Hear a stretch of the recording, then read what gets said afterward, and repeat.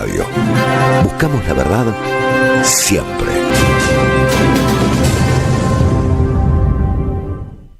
Siempre se van los imprescindibles, ¿viste?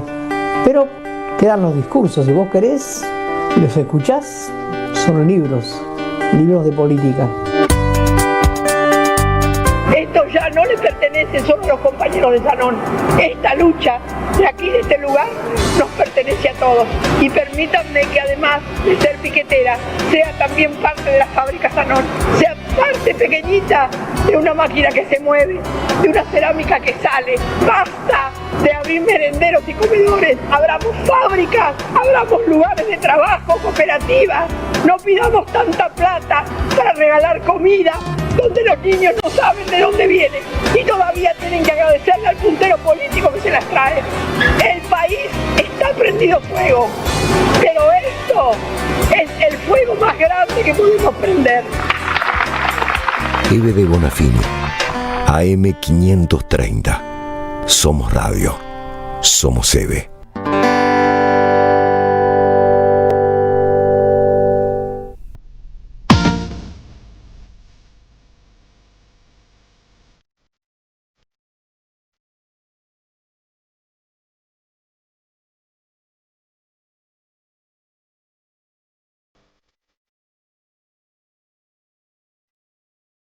¿Qué pasa, Rubén? Nunca lo olvido. Bueno, yo trato, ¿no?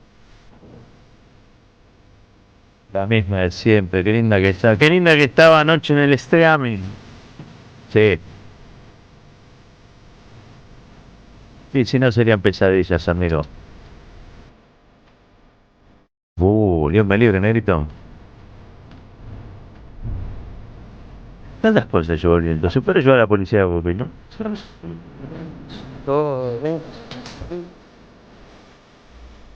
Claro que no.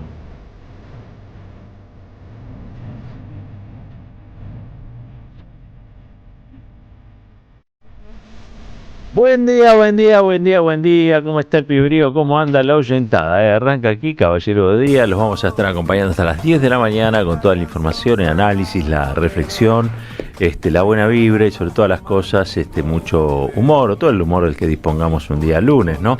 Porque estamos convencidos de las grandes batallas o se dan con alegría o están perdidas de antemano. Para los que se despiertan en este momento, no saben bien dónde están parados, les recuerdo que es el día 2 de junio del año 2025. Está fresco, ahora Florcita seguramente les va a dar las precisiones, pero está fresco, hay que emponcharse un poco, esto me parece que es lo primero que hay que saber este lunes. Pero muchas cosas sucedieron este fin de semana, muchísimas cosas aquí, también fuera del país, pero que impactan de algún modo u otro en la Argentina, que vamos a estar tratando hoy. Y bueno, arrancamos como siempre, porque si hay una rutina de la que hay que aferrarse es a este programa. Y este programa arranca de una sola manera, reivindicando esta gloria del broadcasting, gloria de la radio argentina, y ahora convertida en la princesa del streaming, que la está rompiendo toda en este nuevo formato de plataformas. Ella se llama Florencia Ibáñez. Querida compañera, muy buen día para usted. Hola, Roberto, muchas gracias por esta presentación. Sí, la estamos rompiendo en el streaming. Ya rompimos. Ya está, ya la rompimos. Ya está roto, no tiene arreglo. Y es de la mano de Roberto Caballero. Yo también tengo mis sponsors acá que me han llevado al éxito de este año. Cuando yo pensaba que ya estaba todo terminado, comenzó todo otra vez, así que aguante. Hoy estoy estamos las dos vestidas muy parecidas con María Quintero, las dos tigresas para combatir al leoncito jamoncito. Perdón.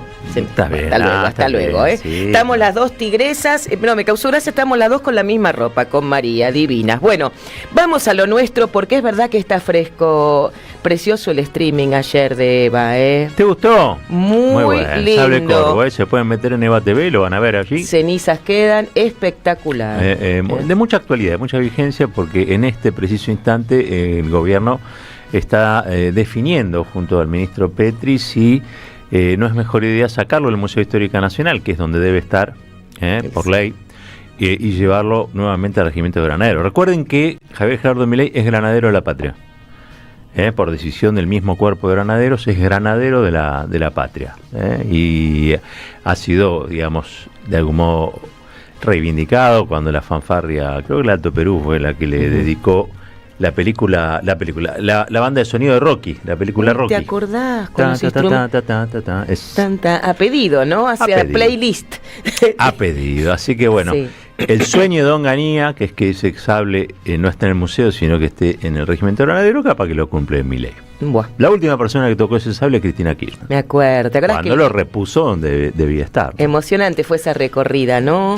Oh. Roberto. Ayer había gente que lloraba y digo, no lloren, pero no lloren. Es que bueno, hay que conectar con la emoción. Pero no lloren, son cosas lindas. ¿Por qué Sí, vamos a llorar por las pero cosas lindas? estamos desacostumbrados, nos emociona que haya algo lindo. Ayer lloraban los de Platense, está bien, nunca salieron campeones. Y bueno, pero es que yo lloraba, que no sé ni que nada. Ayer me enteré que era la camiseta medio marroncita del Calamar. Calamar, Pero lloraba igual, porque todo yo allá- me prendo a todo donde haya emoción, me prendo. Vicente aunque no sea la mía. López, Saavedra, una fiesta. ¿Qué te era. parece? Sonaban los cohetes. Qué lindo, Sí, una Goyeneche. Hoy cumpliría ¿Qué años otro hincha Ferrer. conoces además de Goyeneche, vos, Silvio? El papá de Marco Cittadini No, conoce. no soy hincha de Platense.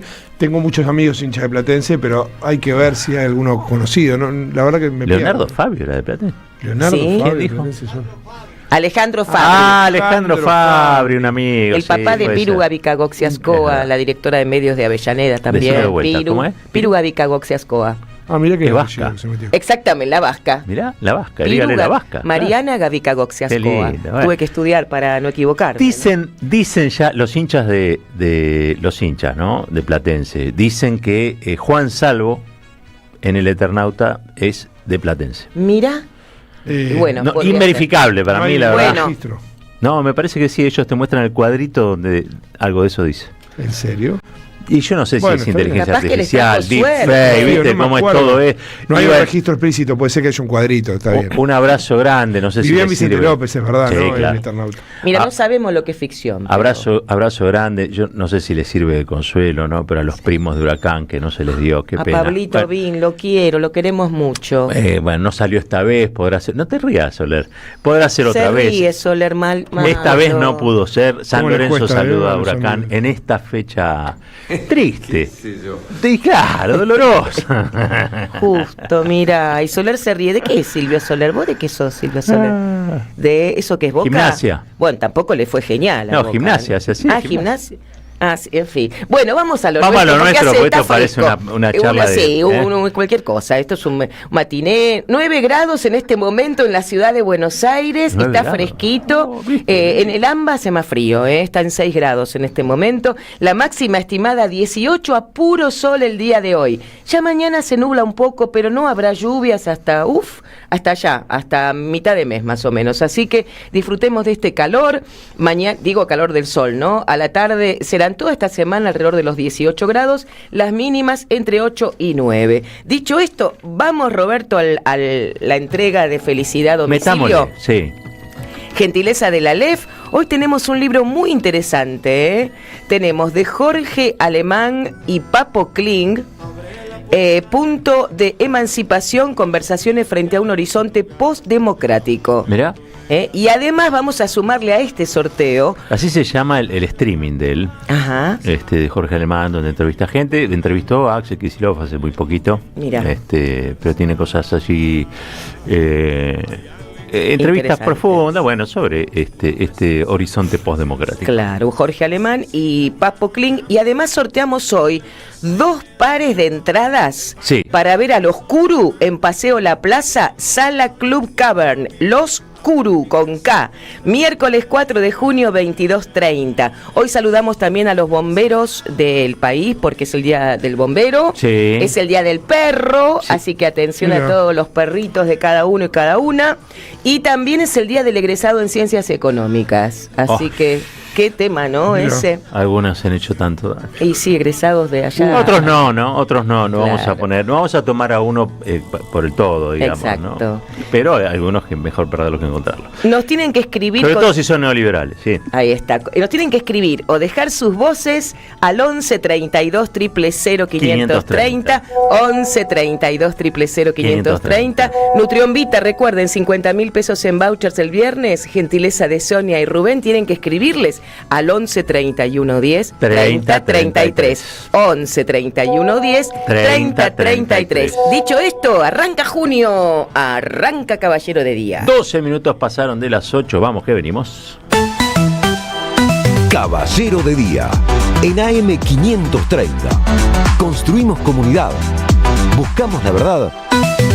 Siempre. Tenemos ahí a Claudia Sheinbaum, ¿no? Que hizo un balance del día posterior a la votación de jueces, la votación democrática de jueces que se dio como parte de la reforma judicial del poder allí en México. Quiero compartir con ustedes el balance que ella hace y después vamos a estar hablando con Federico Montero, ¿no? Profesor de políticas latinoamericanas y creo que especialista en temas internacionales y además secretario de organización de la CONADU, eso iba a decir. Así que bueno, vamos a escuchar primero a Sheinbaum. Muy buenas noches a todas y a todos. La elección histórica del Poder Judicial este 1 de junio de 2025 ha sido todo un éxito. Cerca de 13 millones de mexicanas y mexicanos salieron a ejercer por primera vez en la historia su derecho a decidir quiénes deben ser las y los nuevos ministros, magistrados y jueces. Hoy libremente millones de mexicanas y mexicanos votaron por las y los nuevos guardianes de la justicia. No debemos olvidar que el actual Poder Judicial que algunos defienden ha sido responsable de favorecer a miembros de la delincuencia organizada y liberado miles de millones de pesos de la delincuencia de cuello blanco. La mitad del Poder Judicial, dicho por su propia presidenta, llegó a sus puestos por nepotismo, es decir, por ser hermanos, primos, sobrinos, cuñados de algún magistrado, ministro, no por haber participado en una carrera judicial. Como lo he dicho muchas veces, si quisiéramos cambiar al Poder Judicial para controlarlo, ¿qué sentido tendría hacer una elección universal? Bueno, ahí estamos escuchando a la presidenta de México haciendo un balance de una jornada de por sí con mucho espesor político para México, pero también para la región y sobre todo me parece a mí para la Argentina, que intentó alguna vez la democratización de este poder y quedó trunca en la Corte Suprema de Justicia, que la declaró inconstitucional. Está en línea Federico Montero, les decía, lo saludamos. Fede, ¿qué tal? Buen día, ¿cómo te va? Te saludamos aquí con Marquito Cittadini y Florencia Ibáñez. ¿Cómo estás? Buen día. Sí, efectivamente, como bien decías y escuchamos de la presidenta Sheinbaum, es un momento histórico en México porque se trata de ampliar quienes deciden sobre la designación de los jueces. Hay que recordar que se eligieron todos los niveles del Poder Judicial, desde la Corte Suprema de Justicia de México hasta los tribunales distritales. Casi 900 cargos nacionales y 1.800 distritales.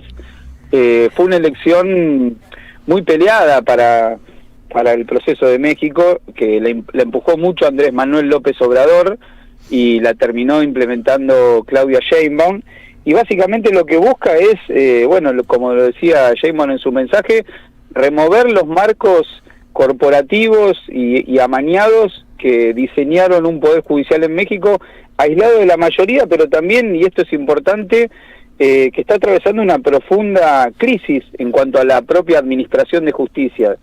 Las causas impunes llegan al 96% en México, ayer me pasaban los datos algunos compañeros, y desde 2018 no bajan del 90% las causas que quedan impunes.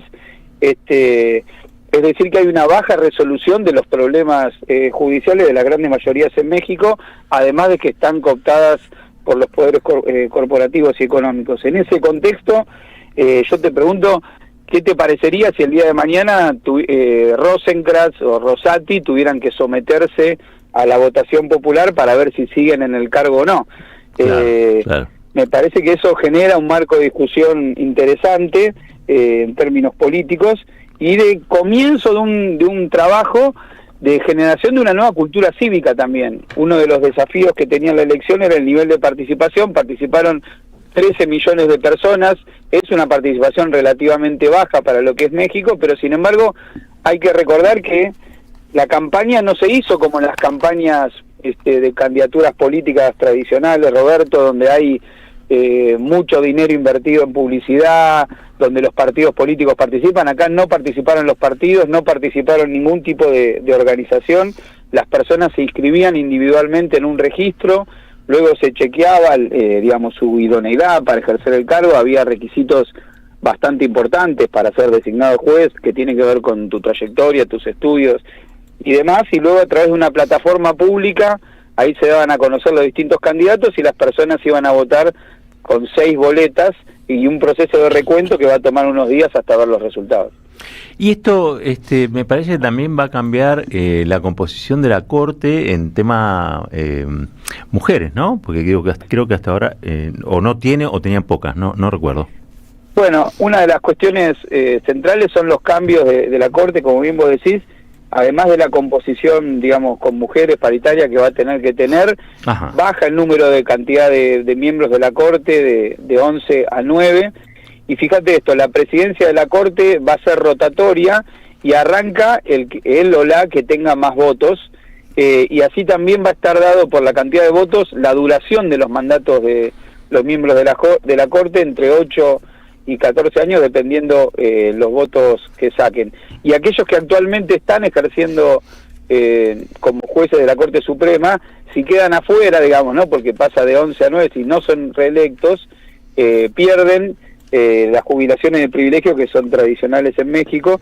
Entonces también hay un muy fuerte gesto vinculado con la cuestión de la austeridad en cuanto al gobierno y al manejo de la cuestión judicial en México. Es el comienzo de un camino importante de democratización, como yo te decía, del Poder Judicial en ese país, que ha sido muy criticado por la oposición y por los intereses corporativos, los sectores empresarios, incluso hasta la Embajada norteamericana puso el grito en el cielo, argumentando la cuestión de la famosa seguridad jurídica. Claro. Exactamente, pero bueno, creo que la 4T, como se autodenomina el proceso político que lideró Andrés Manuel López Obrador y ahora continúa Claudia Sheinbaum, puso mucho de su capital político en esta elección. Por delante quedan un par de semanas donde se van a terminar de contabilizar los votos, porque es una elección muy compleja. Yo te decía, hay 6 boletas donde uno tenía que elegir cada uno de los jueces, y luego el 1 de septiembre van a juramentar este nuevo Poder Judicial, que viene por un lado a introducir un criterio de democratización y por otro a resolver un problema concreto, que es la enorme crisis que atraviesa hoy el Poder Judicial en México. Claro. Ahí te pregunto por el tema de la cantidad de gente que fue a votar, porque se señala, por supuesto, desde sectores críticos sobre todo, que es poco representativa de la cantidad de votantes. Vos explicabas algunos de los motivos. Digo, esto puede ser leído como el inicio del camino, digo, en función de que haya mayor participación a partir de que se vea que tiene resultados esta idea de democratizar la justicia. Bueno, sí, hay que decir que todo el poder económico concentrado, mediático concentrado y toda la oposición militó que la gente no vaya a votar. Ajá. Militó la confusión, militó que esto no iba a servir para nada y demás, en el marco de una polarización muy grande de la sociedad mexicana. Eso explica una parte importante, digamos, de las personas que no fueron a votar. Y después, efectivamente, como bien vos decías, no son elecciones tradicionales, donde hay un candidato que dice votame a mí por esto y por lo otro y demás, sino que es la selección de personas que van a realizar la administración de la justicia. Ahí se juega una índole diferente de la representación, si se quiere, más cercana para muchos jueces distritales que están en el día a día de la resolución de los problemas cotidianos de la gente, y efectivamente yo diría que es el comienzo de un proceso de educación cívica también, de las grandes mayorías de México respecto de informarse y formarse en la selección de los jueces. Así que obviamente la oposición va a destacar que no fue tanta la participación, pero en realidad si lo miramos desde otra perspectiva, es el comienzo de un proceso de educación, información y participación democrática en un nivel del poder del Estado que antes estaba vedado para los intereses corporativos. Te llevo a un plano distinto, pero hubo pronunciamientos de líderes o de presidentes latinoamericanos que hasta ahora no habían estado, por lo menos, tan expuestas sus opiniones, ¿no? Me refiero a Yamandu Orsi, el presidente uruguayo, hombre proveniente del Frente Amplio, y ahora Gabriel Boric, el presidente chileno, que han condenado el genocidio en Gaza. Creo que incluso, bueno, se están dando manifestaciones a lo largo y a lo ancho del mundo, pidiendo que cese de inmediato. Se ha pronunciado el Papa también, pero digo, esta toma de posición de cierto progresismo latinoamericano, ¿era previsible? Y dada la situación que se está viviendo en Palestina, y particularmente porque hay que decir que en la Franja de Gaza se está viviendo un genocidio, pero también en Cisjordania, que es el otro sector del Estado palestino, también se está viviendo una situación de enorme violencia por parte del Estado de Israel. Fue muy recordada la semana pasada un audio conmovedor del embajador palestino ante la ONU, que en su declaración en la Asamblea de las Naciones Unidas se rompió en llantos luego de lo que fueron la noticia de niños, de un nuevo ataque sobre niños en Palestina. Eso generó una gran conmoción en la opinión pública internacional, y en ese contexto fue el posicionamiento tanto de Boric como de Orsi. Recordemos, en particular en el caso de Chile, hay una muy fuerte presencia de la comunidad palestina en Chile, digamos, ¿no? De palestinos que viven en Chile, muchos de ellos se dedican a la actividad política, y entonces hay una fuerza también muy grande de esa comunidad allí. Y es en ese contexto de sensibilización, porque, bueno, por lo tremendo de lo que está ocurriendo en Gaza y por esta declaración del embajador palestino en la ONU, que le recomiendo a la gente que la busque porque es realmente muy movilizante respecto de la situación humanitaria que ahí se está viviendo, fue el posicionamiento de estos líderes, que se suman a declaraciones que antes había tenido Petro también en su momento, y hasta el propio Lula, en relación a la necesidad de un alto al fuego y de reconducir esta situación para la protección de las personas más perjudicadas y la búsqueda de una solución política que hoy parece lejana. Fede, muchísimas gracias por tu tiempo, te mando un abrazo grande. Un abrazo. Federico Montero, profesor de Política Latinoamericana, secretario de organización de CONADU a su vez, y bueno, un panorama sobre lo que ocurrió en México, ¿no? La forma mexicana, digamos, de democratizar el poder judicial, que aquí se sigue con mucha atención. Hay incluso una comisión, una delegación de parlamentarios argentinos viendo de qué modo se está desarrollando en aquel país, lo que me parece que aquí en la Argentina todavía tenemos pendiente. 24 minutos pasaron de las 8 de la mañana, vamos a una tanda y ya regresamos. Pensamos, escuchamos, debatimos y construimos. ¿Dónde? En AM530. Todas las mañanas, Caballero de Día. Construimos comunidad. Buscamos la verdad siempre. Deja tu mensaje en nuestra línea de oyentes de WhatsApp. 11 3200 0530. Somos Radio AM530.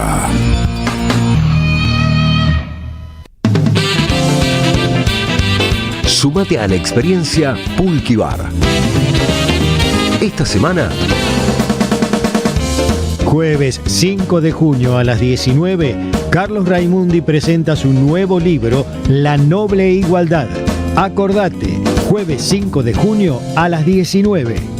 El Pulqui Bar, punto de encuentro en el corazón de la ciudad de Buenos Aires. Entre Ríos 484. Las cooperativas construyen un mundo mejor. Necesitamos la energía para vivir. Aprendamos a cuidarla.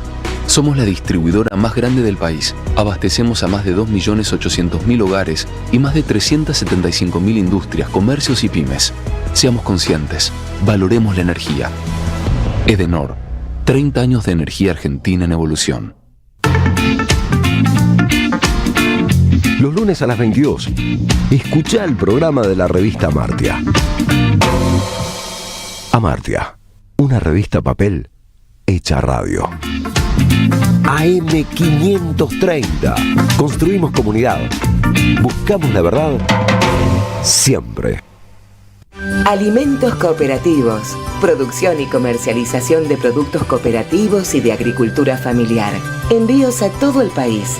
Por pedido, envía tu mensaje al 11 34 31 2928. Seguinos en Instagram como @alimentos cooperativos. En 2025 vení a los talleres de Lecuni. Música, actuación, coro, tangos, cuentos, teatro, percusión y mucho más para compartir en familia. Acordate, en 2025 los talleres de Lecuni te están esperando. Informes e inscripción, informes.ecuni@gmail.com y seguinos en Facebook, Espacio Cultural Nuestros Hijos, y en Instagram, @ecuni. Hola, ¿qué tal? Comprensión de texto y contexto. Vuelve Contraeditorial. Un límite al discurso dominante. Dirigen Roberto Caballero y Gustavo Cirelli. La voz de la resistencia en medio del silencio la encontrás en www.contraeditorial.com. AM530 Somos Radio. Buscamos la verdad siempre, siempre, siempre.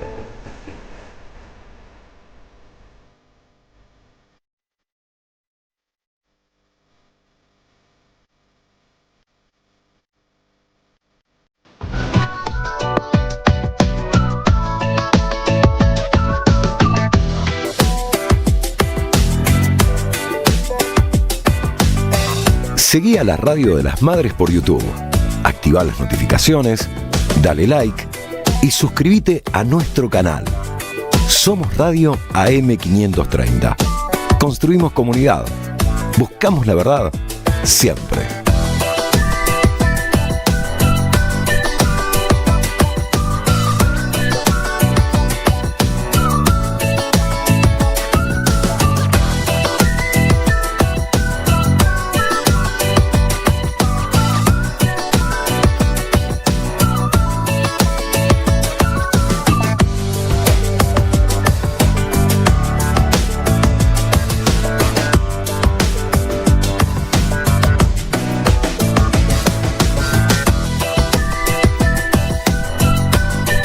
Somos Radio AM530.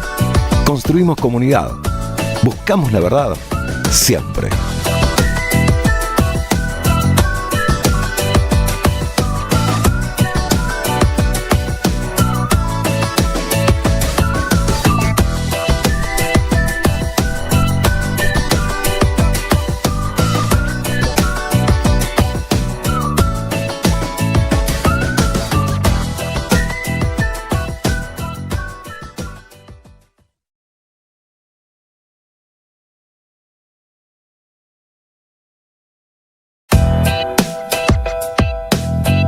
Seguí a la Radio de las Madres por YouTube.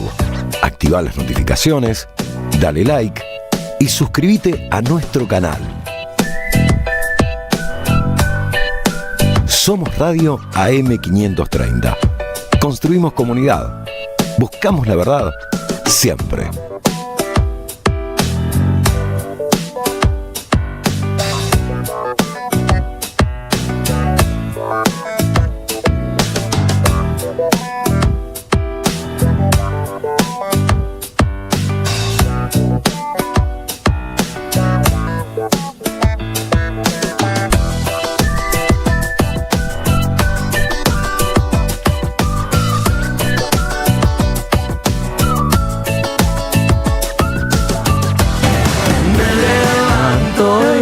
Tu encanto, hay que cantar, lunes, vamos arriba, che, está todo cortado Puente La Noria. Conociendo, sí. ¿Cómo se llama el tema? Conociendo Rusia y Fito, cantando juntos Tu encanto. Me imaginé que se llamaba así. Está cortado Puente La Noria, Sí. así que bueno, los que vengan o vayan de Lomas o hacia Lomas por la General Paz, van a verse, tienen que agarrar las colectoras. Sí, porque bueno, está manifestándose la gente de La Salada, porque es inminente el desalojo, ¿no? A partir de la detención de uno de los administradores. Bueno, se está por producir esta situación. Uno de los colaboradores de La Oyentada, colaborador o colaboradora en este caso, nos dice que efectivamente hay un cuadrito, de la historieta del Eternauta, donde Juan Salvo aparece lo fui a buscar. Siendo de plata. ¿Lo tenés? Lo tengo. ¿Qué dice? A ver. Porque yo soy muy fanático de Eternauta desde chiquito, y no me acordaba de eso y me dio tirria que no acordarme de eso. Claro, hay una salvedad. No es la versión original del Eternauta donde hay alguna referencia a Platense, no en la de Solano López, en la de Oestergel y Solano López, sino en la adaptación que se hizo en el 69, que salió en la revista Gente. ¿Oestergel y Brecha? Oestergel y Brecha, que duró poco, porque bueno, era bastante urticante para la época también. Era un poquito montanero. Sí, efectivamente. Enorme versión del Eternauta dibujada por Breccia, y en un momento, algo que no decía en la original, pero dice: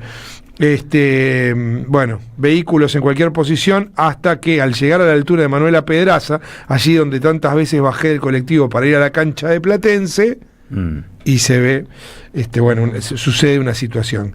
Efectivamente, hay una referencia en la versión de Breccia y de Oestergel del 69. También nos recuerdan que Tuni Coleman es hincha de Platense. Es hincha de Platense, estuvo muy activo en redes el fin de semana Tuni Coleman, muy enojado con Joaquín Morales Solá, que dijo que esta semana probablemente la Corte resuelva, o debería resolver, el caso de Cristina, haciendo lobby desde la página de La Nación, del diario La Nación.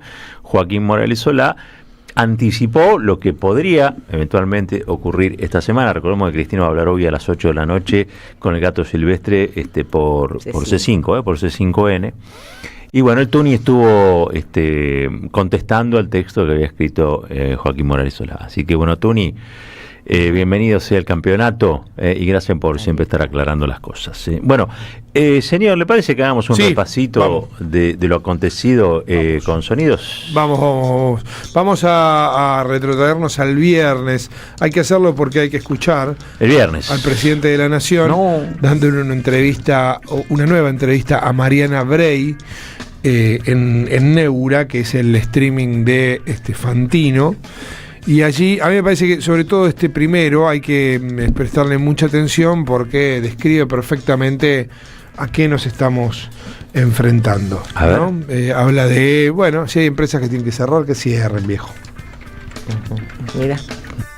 Va a virar para ese lado el trabajo, digamos. Vamos a empezar a tener, y vas a tener una economía de unos servicios fabulosos. Claro, mejor servicio, porque justamente una de mis preguntas tenía que ver con qué posibilidad tenía la industria nacional de competirle a la industria, digamos, si es una batalla perdida, ¿no? Algunos se adaptarán y otros quebrarán. Claro. Digo, es parte de la vida, el capitalismo es eso.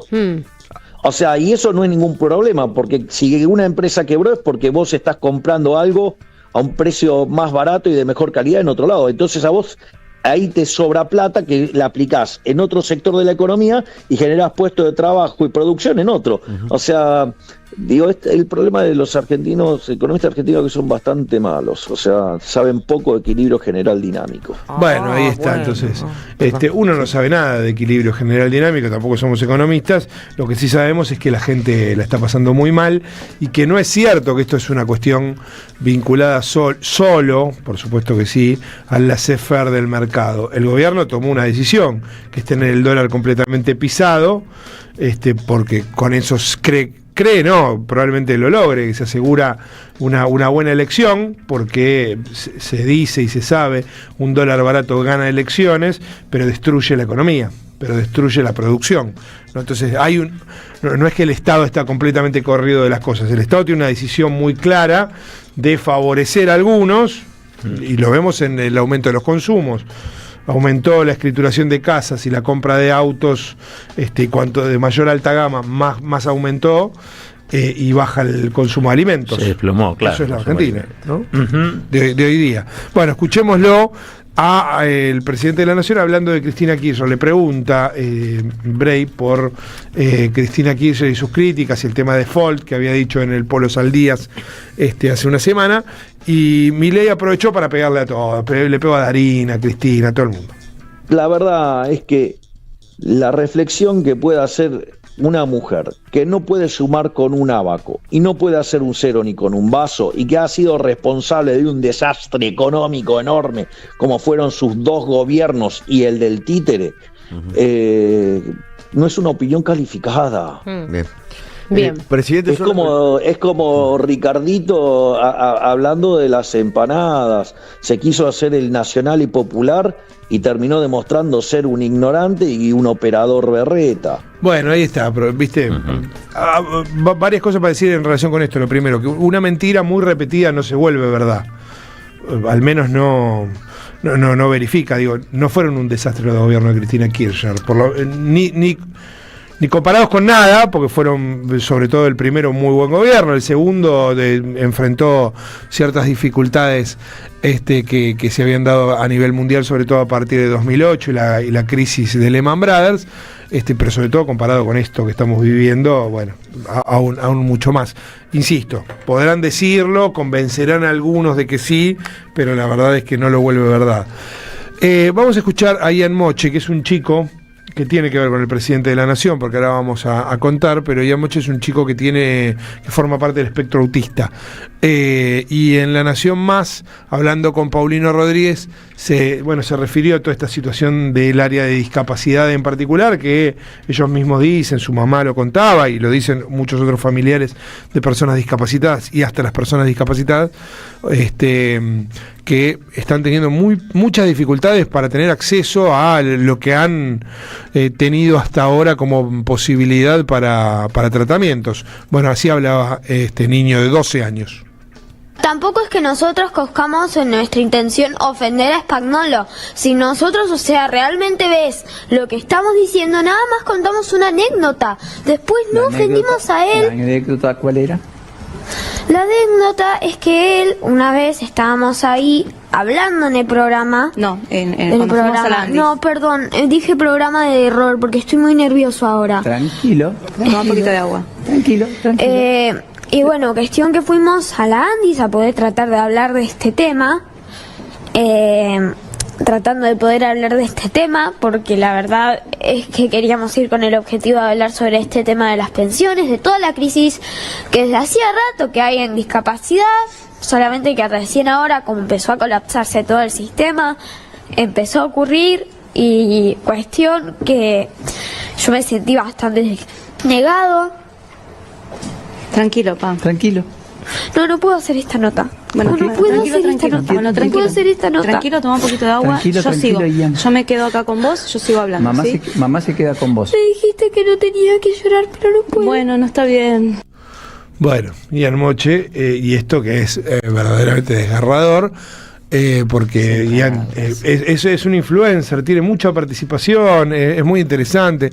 Yo alguna vez conversé con él, es un pibe inteligentísimo y que además tiene mucha capacidad comunicativa, entonces ha ido muchas veces a distintos lugares a contar la problemática de las personas con discapacidad, pero claro, el gobierno de la crueldad no deja casi a nadie a salvo. Ellos lo que estaban contando, por eso nombra a Spagnuolo, que es el funcionario encargado del área de discapacidad, contaban una historia donde estaba el propio Ian y su mamá, y Spagnuolo le dijo, bueno, lo que les pase a ustedes es un problema familiar, no un problema del Estado. No se puede hacer cargo el Estado de situaciones que son familiares, y hasta hay un ejemplo de por qué yo tengo que pagar peaje y ustedes no, una cosa bastante desagradable. Spagnuolo negó que eso haya sucedido, y esto que le pasó ahí en la entrevista que le hacía Paulino Rodríguez tiene que ver con aclarar esa situación. Ellos decían, nosotros decimos lo que nos dijo. Bueno, no termina ahí la cosa, porque en esto de las políticas de la crueldad, Javier Milei lo acusó de kirchnerista, básicamente. ¿no? Mostró fotos de Ian reunido con Cristina Kirchner, con Sergio Massa y ahora con Paulino Rodríguez, al quien le dice Pautino Rodríguez, demostrando que en realidad es que Ian, el niño que acabamos de escuchar, que forma parte del espectro autista, es una especie de personero del kirchnerismo para hablar mal de este gobierno. Insólito, o sea, el presidente de la nación hostiga en redes sociales a un nene de 12 años con espectro autista. Esto es básicamente lo que está sucediendo en la Argentina, y todos vivimos tranquilísimos, como si no fuera una de las situaciones más escandalosas a la que hemos asistido a lo largo de nuestra vida, ¿no? Lo naturalizamos como una cosa absolutamente normal.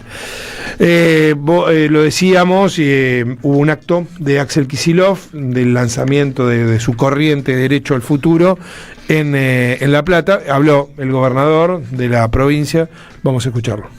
Hay que entender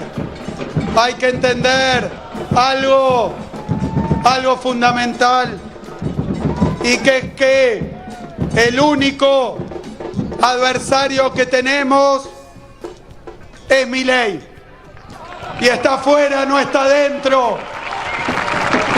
Hay que hablarnos de esta manera para que se entienda que lo que tenemos que hacer es hablarle a nuestro pueblo y hablarle a la gente, no estar hablando entre los dirigentes. No podemos perder el tiempo, no podemos distraernos. Tenemos una misión: ir a buscar a los decepcionados, ir a buscar a los desmoralizados, a buscar a todos, a traer a todos, a sumar a todos. Convocamos a todos y a todas, a los que militan, a los que dudan, a los que se enojaron, a los que votaron con bronca, a los que perdieron el entusiasmo y las ganas. Convocamos a los peronistas, pero también a aquellos que se vieron ofendidos, agredidos y denigrados por Milei. Convocamos a todos y los convocamos a sumar nuestras fuerzas para ponerle un límite al ajuste y la motosierra, para ponerle un freno al endeudamiento, para defender la democracia, para defender nuestra producción y nuestra industria, para defender nuestra casa común. Bien, ahí estaba el gobernador de la provincia de Buenos Aires, entonces, en este acto que tuvo, buena parte, una parte de la dirigencia allí acompañándolo. Héctor Daer habló de Axel Kicillof, el saliente triunviro de la CGT. La última aparición pública de Daer había sido saliendo de la Casa Rosada sin explicar demasiado por qué estaba ahí. En medio de una situación muy conflictiva, porque hacía horas que se había anunciado que los trabajadores casi no van a tener derecho a huelga en la Argentina a partir del boletín oficial. Bueno, esta aparición pública es un poquito más virtuosa que la anterior. Escuchémoslo de él hablando de Kicillof. El peronismo es un movimiento, partamos de ahí. Y lo que hay que hacer es que esa unidad refleje verdaderamente a todos los sectores, contenga a todos los sectores y sea la síntesis de un proceso político. ¿Y Axel Kicillof tiene que ser el que lidere esa unidad? Axel Kicillof es el gobernador de la provincia de Buenos Aires, es el responsable de la provincia de Buenos Aires y es el gobernador más importante que tiene el peronismo. Es el piso del peronismo, la provincia de Buenos Aires. Bueno, allí está. Entonces, Héctor Daer, entre otros dirigentes que había, por supuesto, acompañando a Axel Kicillof. Pero, bueno, del lado de enfrente hay una campaña que, dentro del peronismo, y esto en el Consejo del PJ de la semana pasada se discutió, y nosotros aquí lo comentamos, se dice, bueno, mirá que va a ser muy cruel. El propio gobernador también sabe que va a ser así, hablaba de campaña roñosa, y que va a tener dos instancias. Esto sigue de esa manera: 7 de septiembre la instancia provincial y por supuesto en octubre la nacional. todo indica que José Luis Espert va a seguir siendo el primer candidato a diputado nacional por la Libertad de Avance y el PRO, en esta fusión que van a tener, y que los dirigentes del PRO se van a desperdigar más por la elección provincial, aceptando, bueno, la capitulación que evidentemente han tenido. Y José Luis Espert, bueno, habló en los términos en los que habitualmente habla. No es que queremos difundir la palabra de Espert, sino que por difundirla, sino para que veamos a qué se enfrenta efectivamente el peronismo, que es este tipo de barbaridades. Lo detesto a Kicillof, me provoca rechazo a Kicillof por lo que él representa, no por él como persona, no tengo ningún problema como persona, pero es detestable Kicillof por lo que representa, porque ha destruido o ha colaborado, antes otros han colaborado también, pero ha colaborado definitivamente para hacer de la provincia de Buenos Aires una cloaca. Entonces a Kicillof hay que sacarlo de a poco del gobierno, al kirchnerismo en realidad, hay que empezar a patearle el nido ahora en el 2025 y sacarlos de ahí en el 2027. Todos aquellos que tengan claro que para el delincuente es cárcel o bala y que para el policía tiene que haber un trono, porque lo hemos tratado como sociedad como la mierda en las últimas décadas. Todo aquel que tenga claro que Idioma está destruido y hay que cambiarla porque no puede ser que los bonaerenses no tengamos salud. Todo aquel que tenga claro que el tamaño del Estado en la provincia de Buenos Aires está totalmente sobredimensionado, que hay que cerrar el Ministerio de Trabajo en la provincia, no tiene sentido, el Ministerio de Producción, que tampoco tiene sentido, el Ministerio de Ambiente, que no tiene sentido porque eso lo cuidan cada uno, eso lo cuida el gobierno nacional, el ambiente, y que también hay que cerrar el Ministerio de la Mujer, porque la violencia de género se combate en los municipios, no en el gobierno de la provincia, y tantas otras reformas para poner a la provincia al servicio de los bonaerenses y no al servicio de los delincuentes, como la puso Kicillof. Yo diría, tenemos que estar todos juntos, pero tenemos que tener muy claro el programa de reformas que hay que hacer en la provincia. Es la hora de los monstruos, ¿no? Decía Gramsci, ¿no? Entre lo viejo que no termina de morir, lo nuevo que no termina de nacer, es la hora de los expertos. Ahí aparecen y dicen estas barbaridades.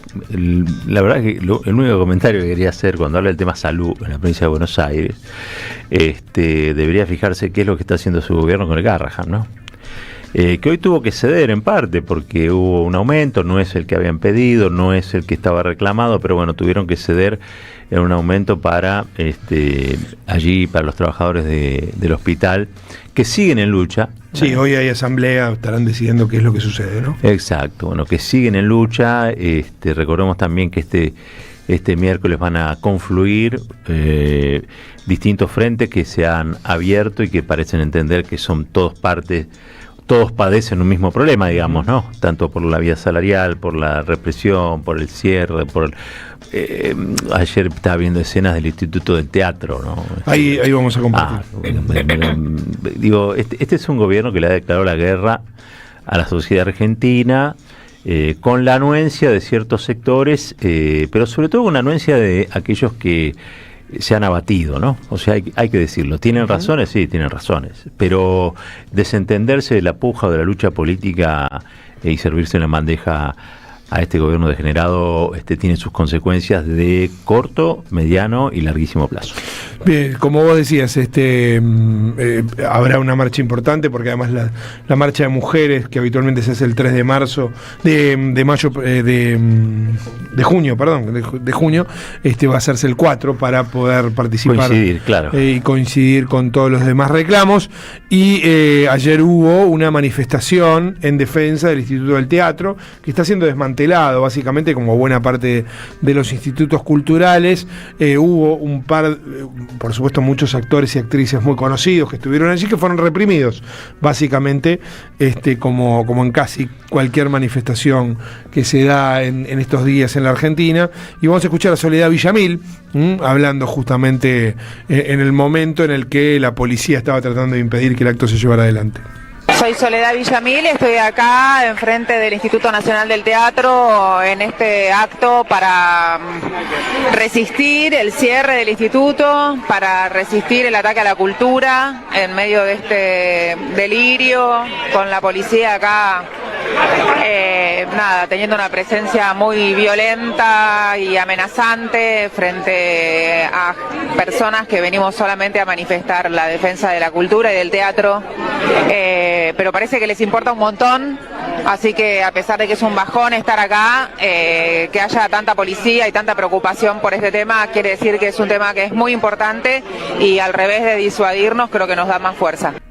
Bueno, allí está entonces Soledad Villamil, Georgina Barbarossa también. Protagonista de una película que ganó el Oscar, ¿no? Soledad Villamil. Quiero decir, todo lo que ellos digan, lo mismo que lo de Darín, tiene repercusión internacional. Es verdad, en un mundo raro.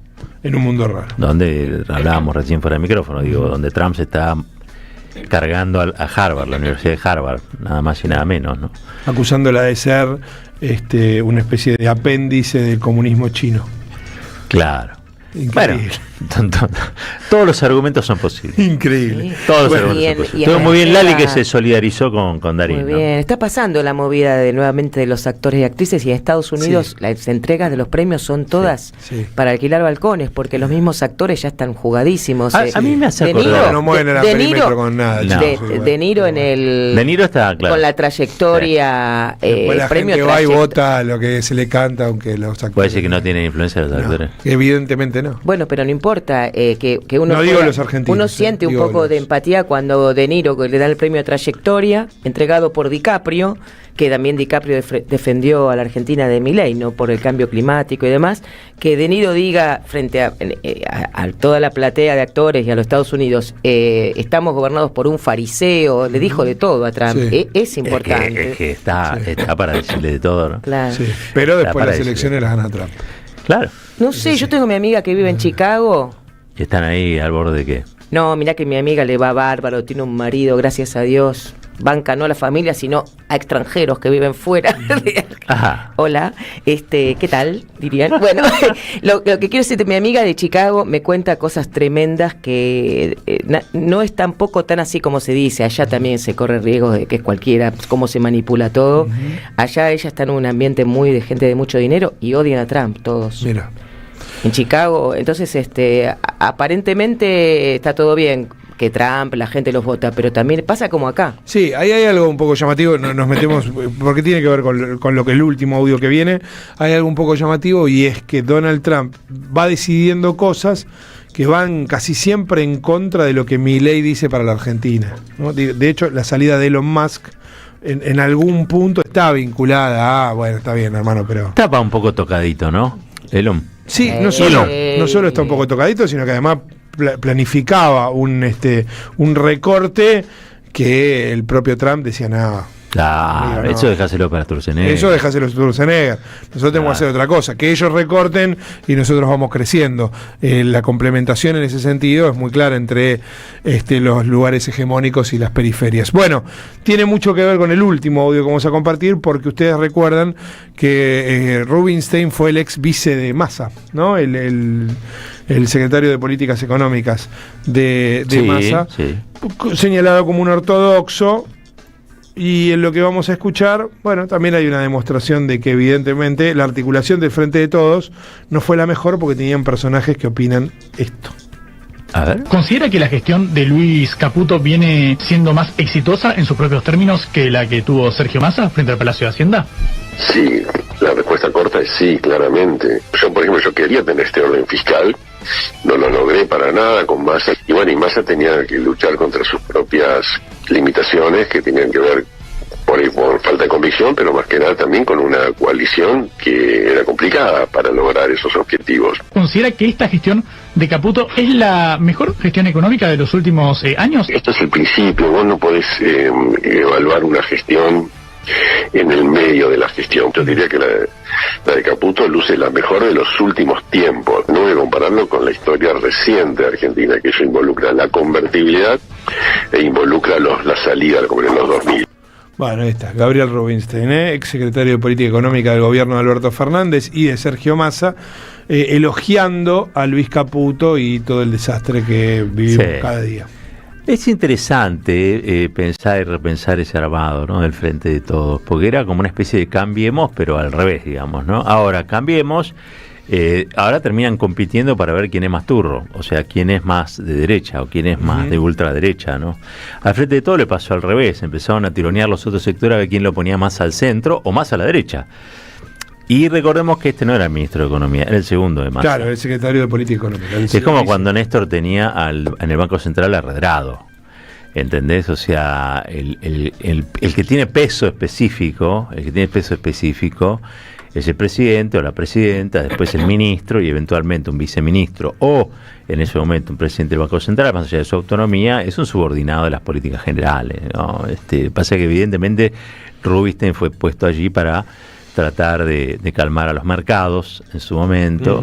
Recordemos que también allí hubo por lo menos 2 o 3 corridas durante el 2023, sí. ¿No?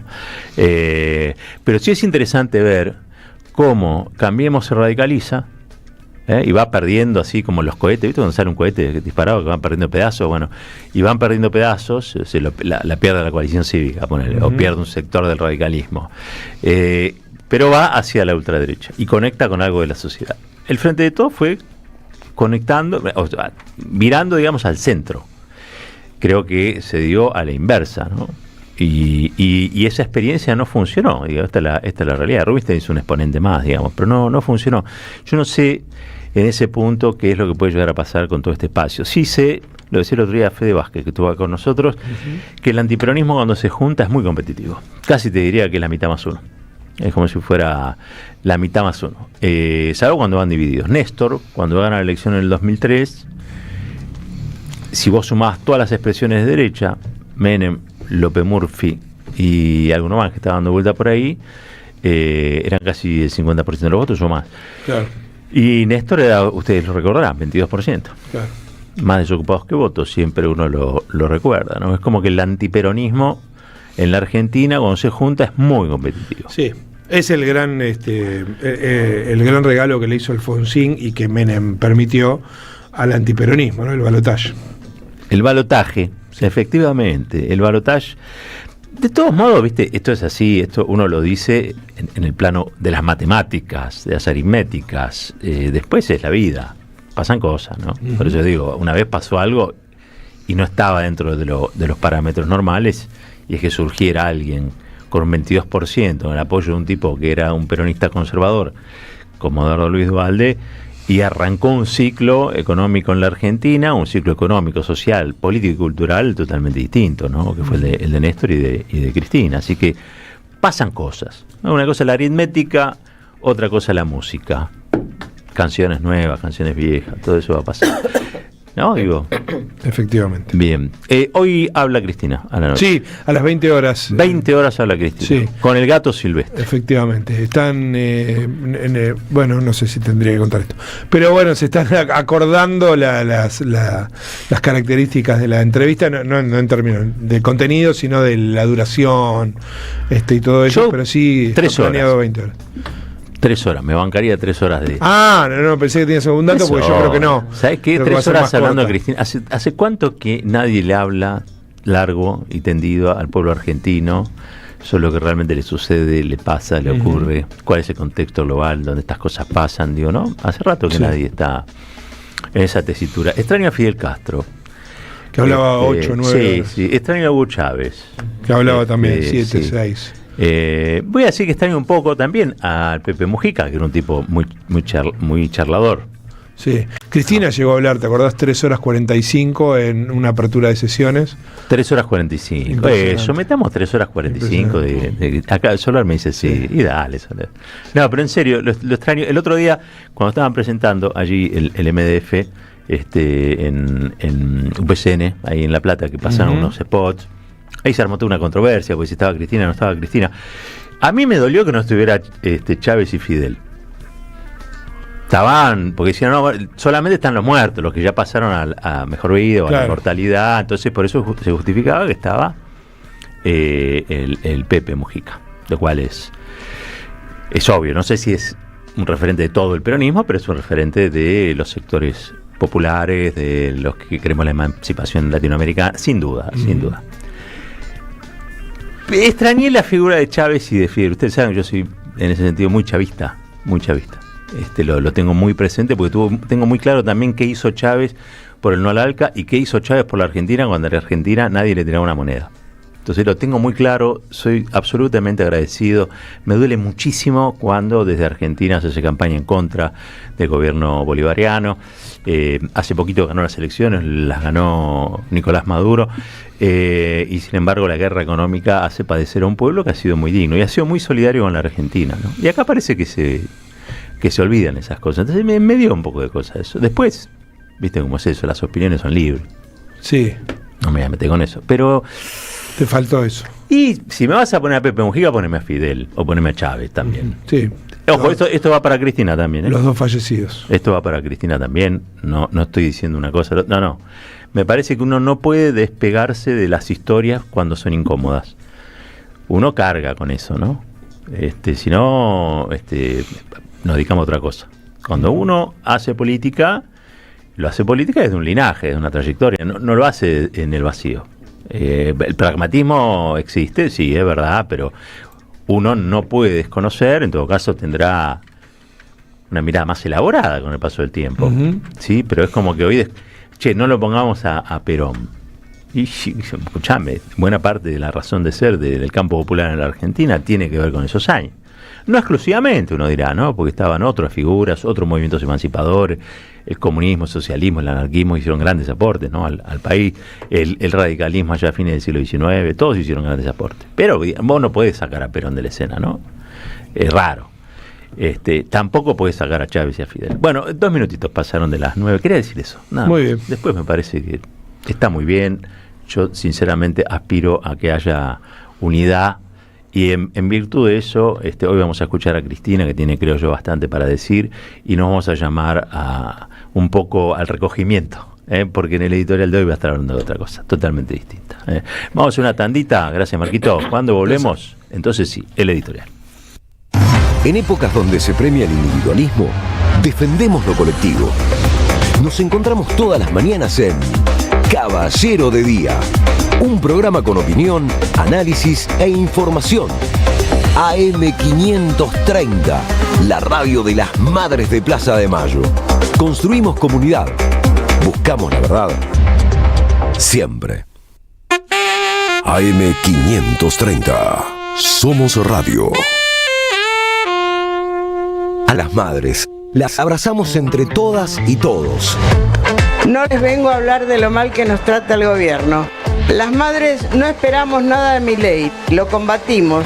No queremos sentarnos a hablar con él ni con nadie que venga de su mano.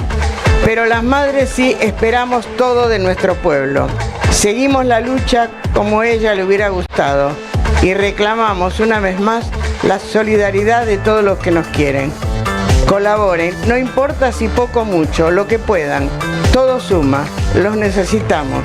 No se olviden el alias, amigos.madres.plaza. Tu aporte económico es muy importante para seguir creciendo. Defendamos la memoria, un legado cargado de futuro. Súmate a este proyecto colectivo. Construyamos comunidad. El sabor que te acompaña es Café Bantú. El aroma en la mañana de Café Bantú. Bantú. Comunidad Loma Segura. Sumamos 300 nuevas alarmas y alcanzamos más de 1.300 en todos los barrios. Municipio de Lomas de Zamora. Gobierno de la comunidad. Intendente Federico Otermín.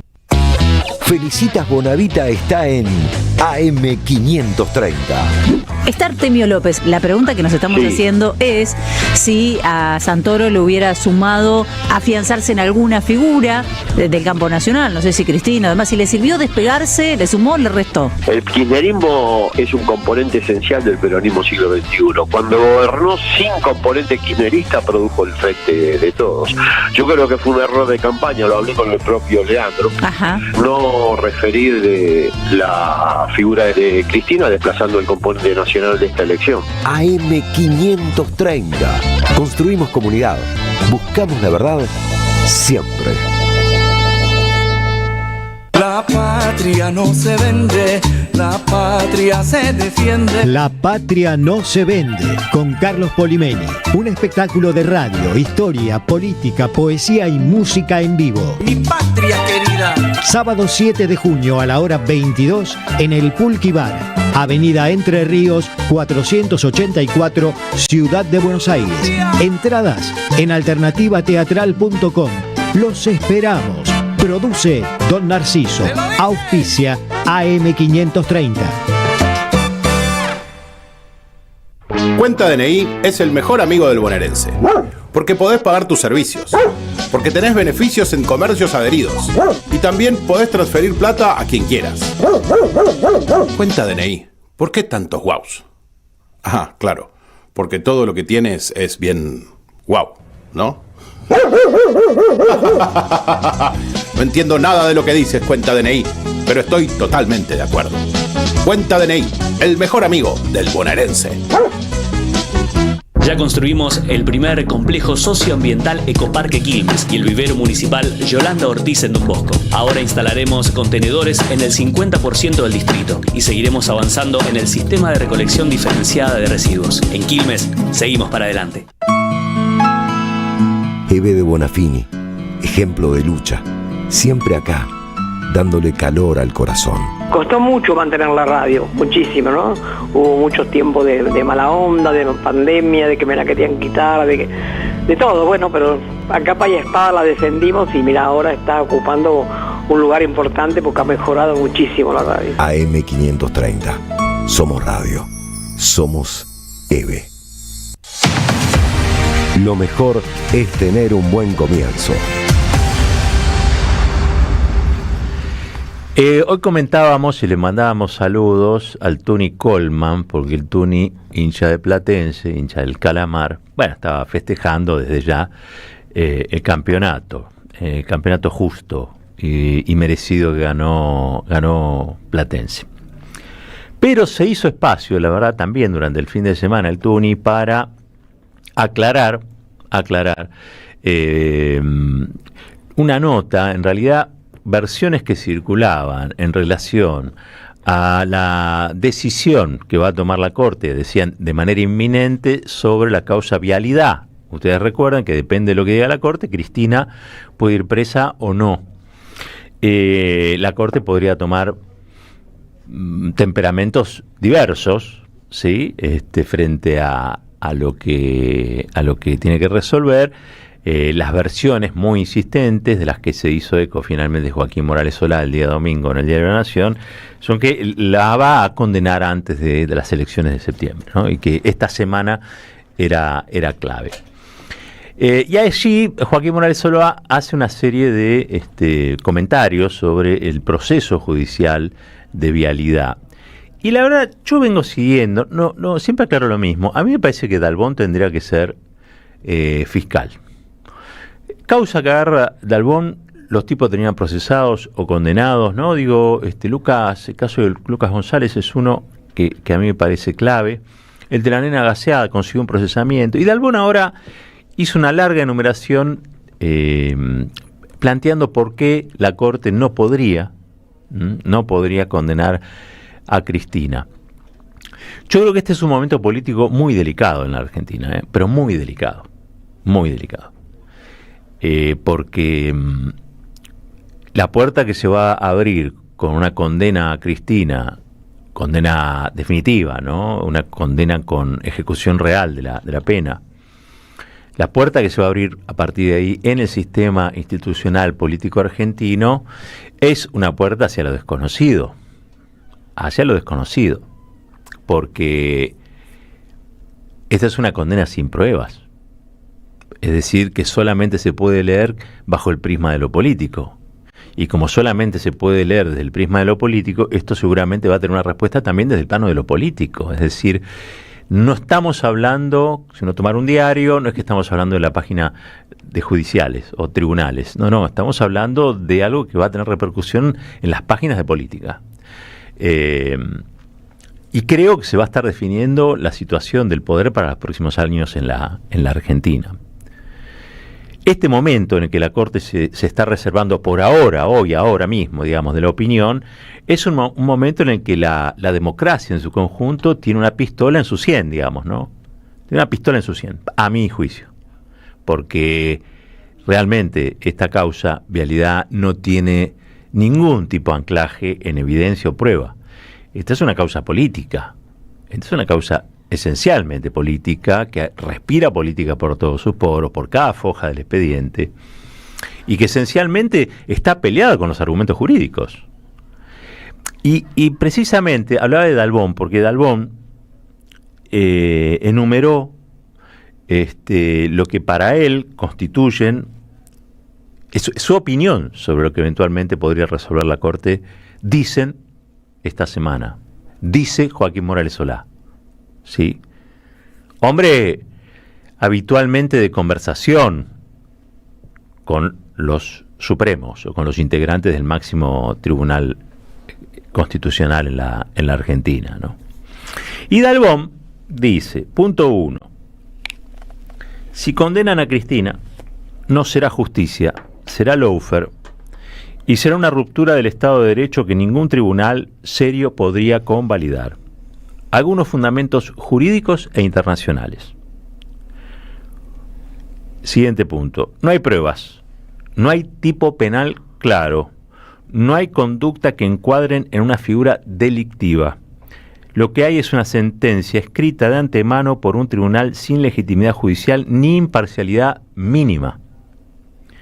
Siguiente punto. En la doctrina penal alemana, base de nuestro sistema, la imputación objetiva exige que el hecho represente un riesgo jurídicamente desaprobado. No todo acto estatal genera responsabilidad penal, menos aún cuando no hay dolo ni ventaja personal. Siguiente punto.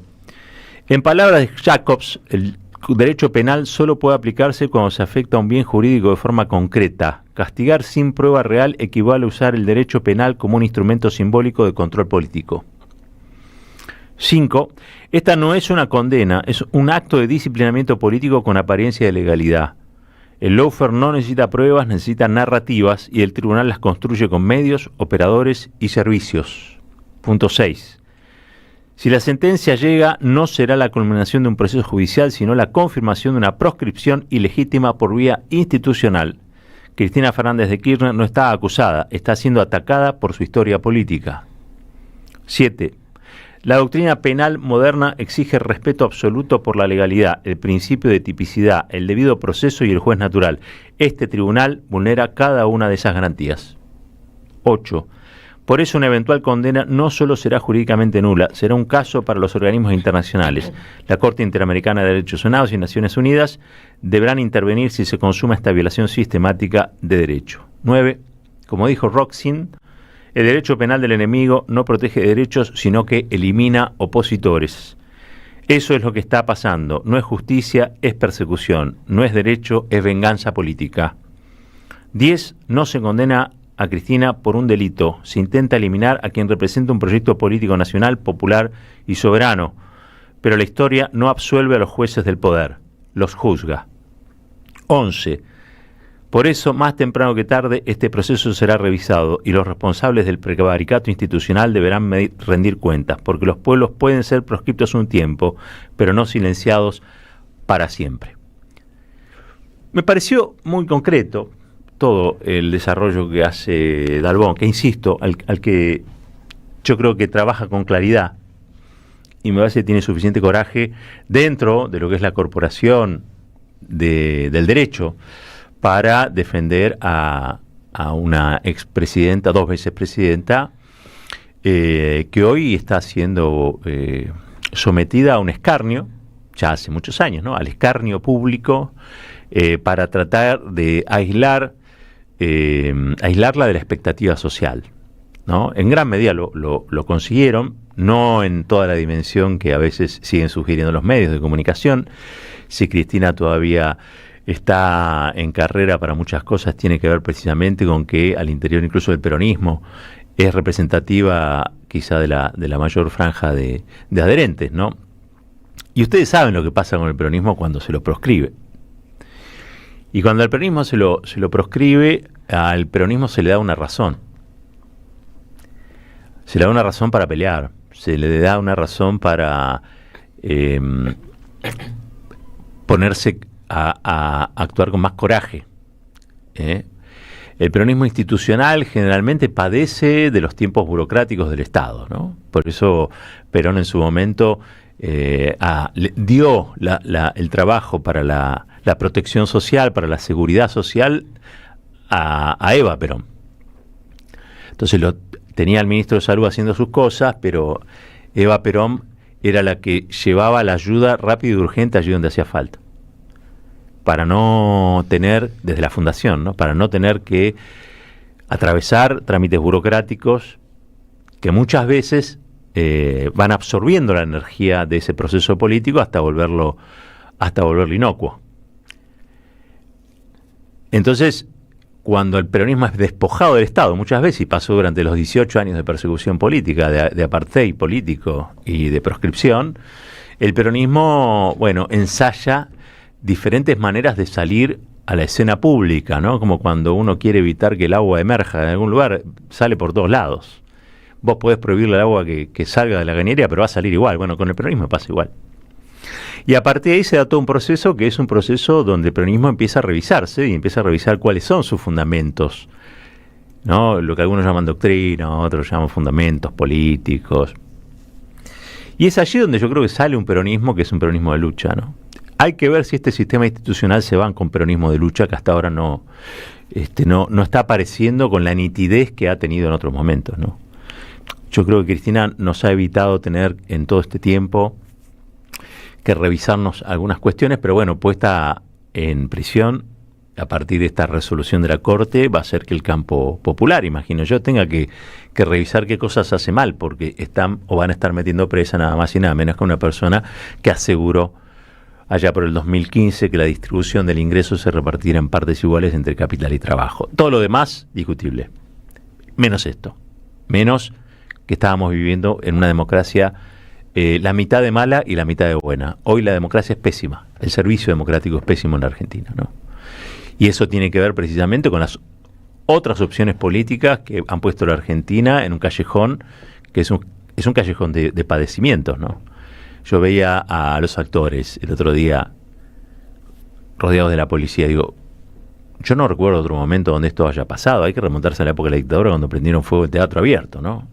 Cuando el teatro, y después eso generó teatro abierto.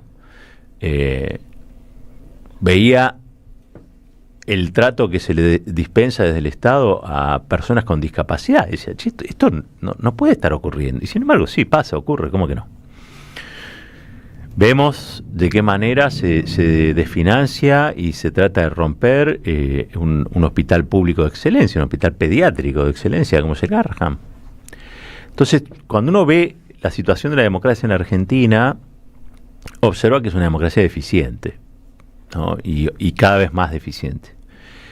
Una democracia desfinanciada de economía y también de propósito.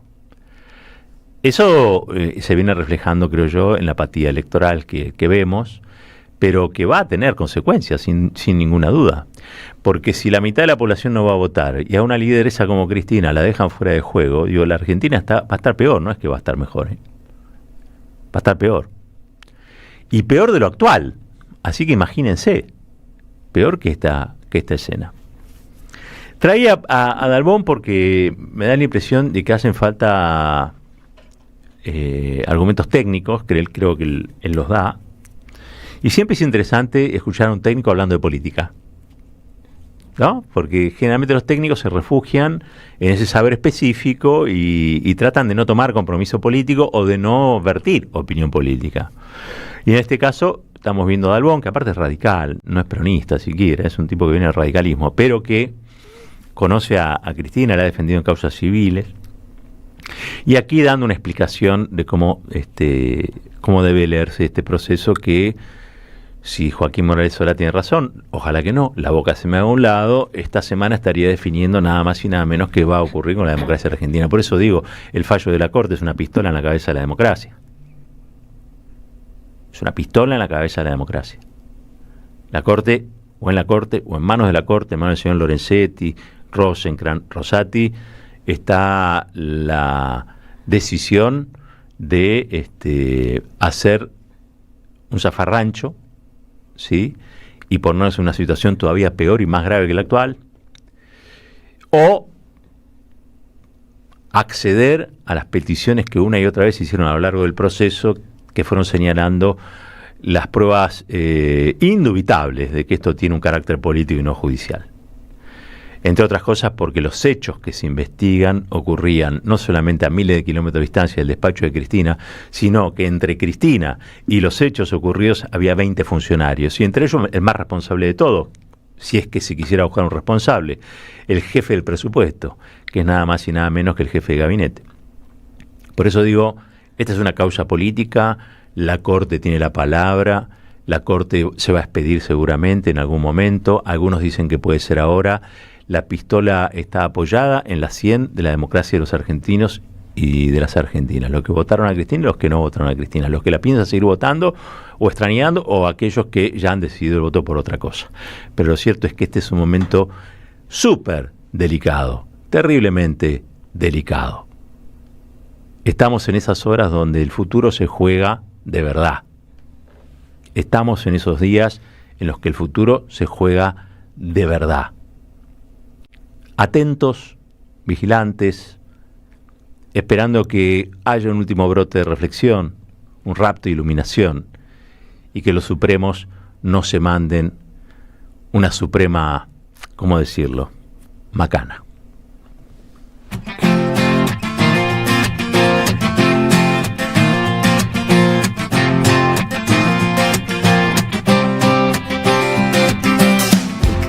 Y suscríbete a nuestro canal. Somos Radio AM530. Construimos comunidad. Buscamos la verdad siempre.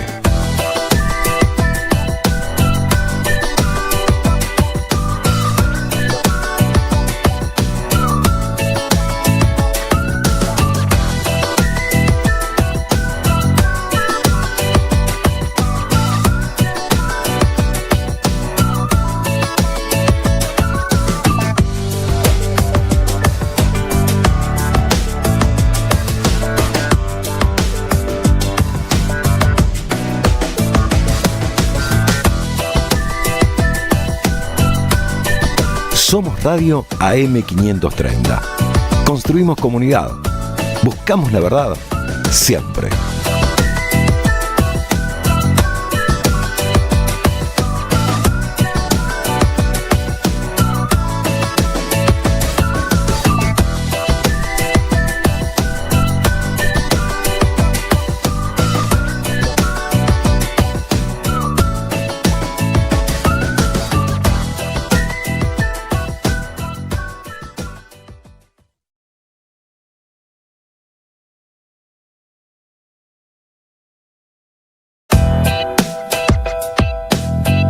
Seguí a la Radio de las Madres por YouTube, activa las notificaciones, dale like y suscríbete a nuestro canal. Somos Radio AM530. Construimos comunidad.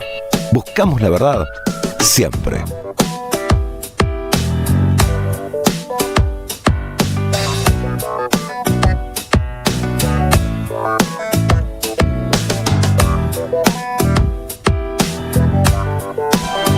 Caballero de Día, en AM530. Construimos comunidad. Buscamos la verdad siempre. 24 minutos pasaron de las 9 de la mañana. Nos vamos rápidamente al móvil 1 de la 530. Allí está nuestro querido compañero Martín Suárez. Martín, buen día. Qué frío, Roberto, buen comienzo de semana. Mucho frío aquí en la ciudad de Buenos Aires. Háganme caso, pónganse campera y una remera de manga larga. Pero no más porque por ahí la temperatura sube en las próximas horas y se van a llevar un mal momento. Bueno, ¿sabías que se viene un nuevo paro nacional de 48 horas, pero en este caso de trabajadores civiles de las Fuerzas Armadas, Roberto? Estos son los que están dentro de los institutos y liceos del Ejército que son dependientes del Ministerio de Defensa de la Nación. El reclamo es nada más y nada menos que por lo mismo que viene atravesando a todos los sectores laborales, que es salarios dignos, tanto para docentes y trabajadores administrativos, dados que todos ejercen sus trabajos con salario de miseria. Algunos cobran, escuchen esta cifra porque es realmente preocupante, hasta 400.000 pesos mensuales por 8 horas de trabajo de lunes a viernes.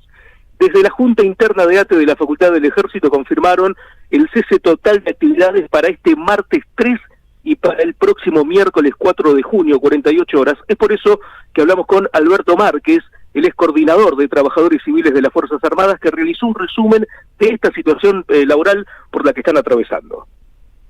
Aparte de que no somos un sectorial que es común a la Administración Pública Nacional, sino que somos un sectorial que trabaja con militares. Es decir, nosotros tenemos inconvenientes por maltrato, persecución, abuso de autoridad, porque se cree que nosotros los civiles estamos dentro del ámbito militar. Entonces, bueno, tenemos un convenio y ahí se vulneran el convenio. ¿Cómo está pasando con el gobierno actual?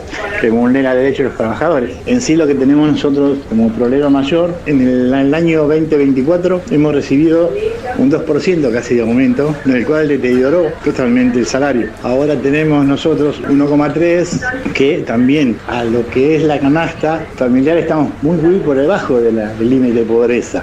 Totalmente, ahí tenemos compañeros que cobran 400.000 pesos, tienen que mantener la familia, de hecho que muchos están yendo, Bueno, lo mismo que pasa prácticamente en todos los estamentos del Estado, ¿no, Roberto? Vaciamiento en cada uno de esos lugares, salarios de miseria, salarios de hambre, muy precarizados. Me contaba también Alberto que muchos de ellos son monotributistas y es una situación que atraviesa a todo el Estado nacional. Imagínate lo que es trabajar al lado de milicos, vos como trabajador común y corriente, trabajador civil, que recibís órdenes por ahí de un militar que no está puesto en línea para responder a esa orden que le está dando porque vos pertenecés a otro estatuto laboral. Bueno, esas situaciones se viven dentro del Ministerio de Defensa hoy con el gobierno de Javier Milei. Gracias, Martín, abrazo grande. Otro para vos, hasta luego. Martín Suárez, con el móvil 1 de la AM530. Deja tu mensaje en nuestra línea de oyentes de WhatsApp 11 3200 0530. Somos Radio AM530. En Pilar contamos con Mimuni, nuestra herramienta digital de atención ciudadana para solicitar turnos, realizar trámites y gestionar reclamos de manera ágil y cercana. Descárgate la app o chatea con nosotros por WhatsApp a través de 11 52 38 68 64. Las 24 horas del día. También podés acercarte a cualquiera de nuestros puntos Muni de lunes a viernes de 8 a 18 horas y los sábados de 9 a 15 horas. En Pilar seguimos acercando el Estado a todos y todas las pilarenses. Pilar presente con futuro. Materia pendiente. Un libro de Hernando Val sobre el trabajo municipal y los servicios públicos de calidad en la Argentina. Materia pendiente de Hernando Val. Conseguilo en librerías y en edicionessicus.com.ar. Ediciones Sicus. Libros para una cultura de la integración. Súmate a la experiencia Pulqui Bar. Esta semana, jueves 5 de junio a las 19, Carlos Raimundi presenta su nuevo libro, La Noble Igualdad. Acordate, jueves 5 de junio a las 19. El Pulqui Bar, punto de encuentro en el corazón de la ciudad de Buenos Aires. Entre Ríos 484. Las cooperativas construyen un mundo mejor. En 2025 vení a los talleres de Lecuni. Música, actuación, coro, tangos, cuentos, teatro, percusión y mucho más para compartir en familia. Acordate, en 2025 los talleres de Lecuni te están esperando. Informes e inscripción, informes.ecuni@gmail.com y seguinos en Facebook, Espacio Cultural Nuestros Hijos, y en Instagram, @ecuni.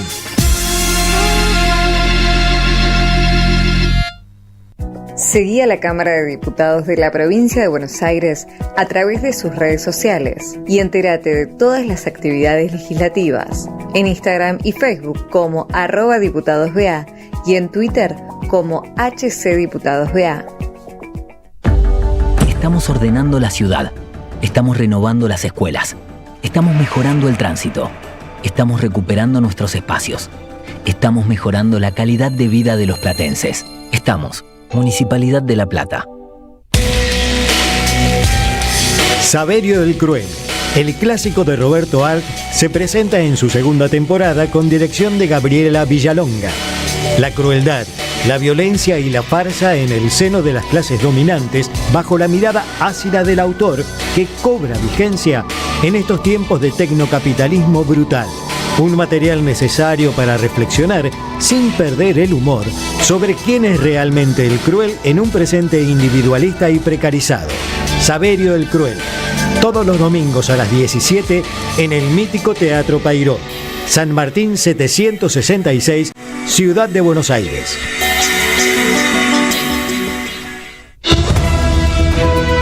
AM530 Somos Radio. Buscamos la verdad siempre. Caballero de Día. En AM530.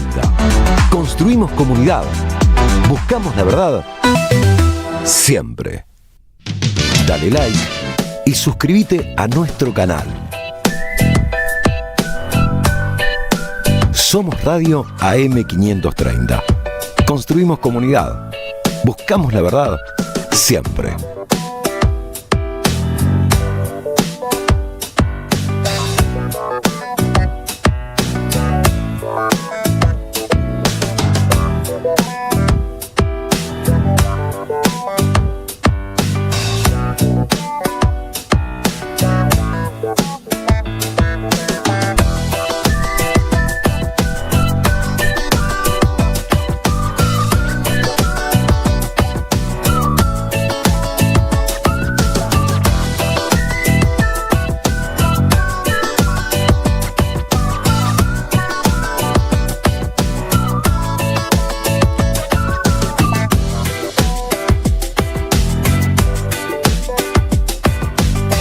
Seguí a la Radio de las Madres por YouTube. Activa las notificaciones, dale like y suscríbete a nuestro canal. Somos Radio AM530. Construimos comunidad. Buscamos la verdad siempre.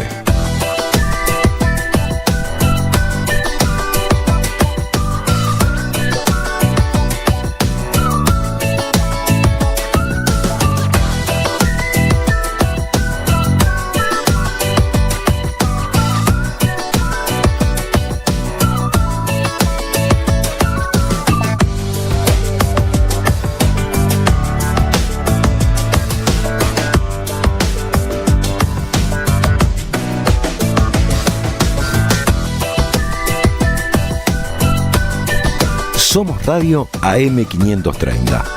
Construimos comunidad. Buscamos la verdad siempre.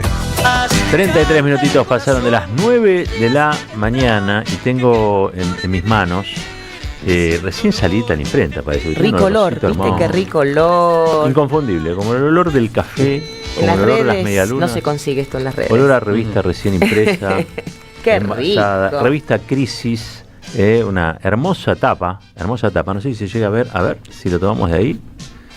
Es un Eternauta, esto parece una protesta de los miércoles, ahí estamos haciendo el acercamiento, con un San Martín que abajo dice Revolución.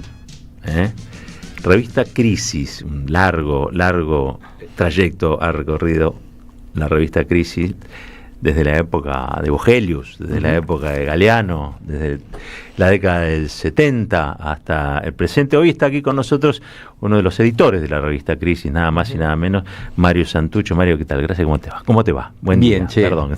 Bien.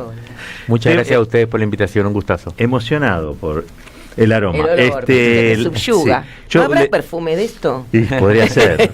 Le venía contando recién que estoy siguiendo mucho los podcasts de Crisis, son excelentes, tienen una gran factura y aparte generan un clima hermoso, digo, pues envolvente, ¿no? Uno se queda atrapado escuchando, me hace acordar a la radio de siempre, por decir de alguna manera, ¿no? Así que bueno, muy buen día, gracias por venir, está un poco fresco. No, muchas gracias a ustedes, un gustazo, la verdad, estar. Gracias por la invitación. Muchos temas hoy para charlar con él, algo estuvimos avanzando ahí un poco en el corte, pero esencialmente me interesa para alguien que periódicamente registra la actualidad desde la revista, la analizan, la desbrozan, tratan de interpretarla. Bueno, ¿cómo estás viviendo? ¿Cómo caracterizás vos esta etapa que atraviesa la Argentina con el gobierno de Milei?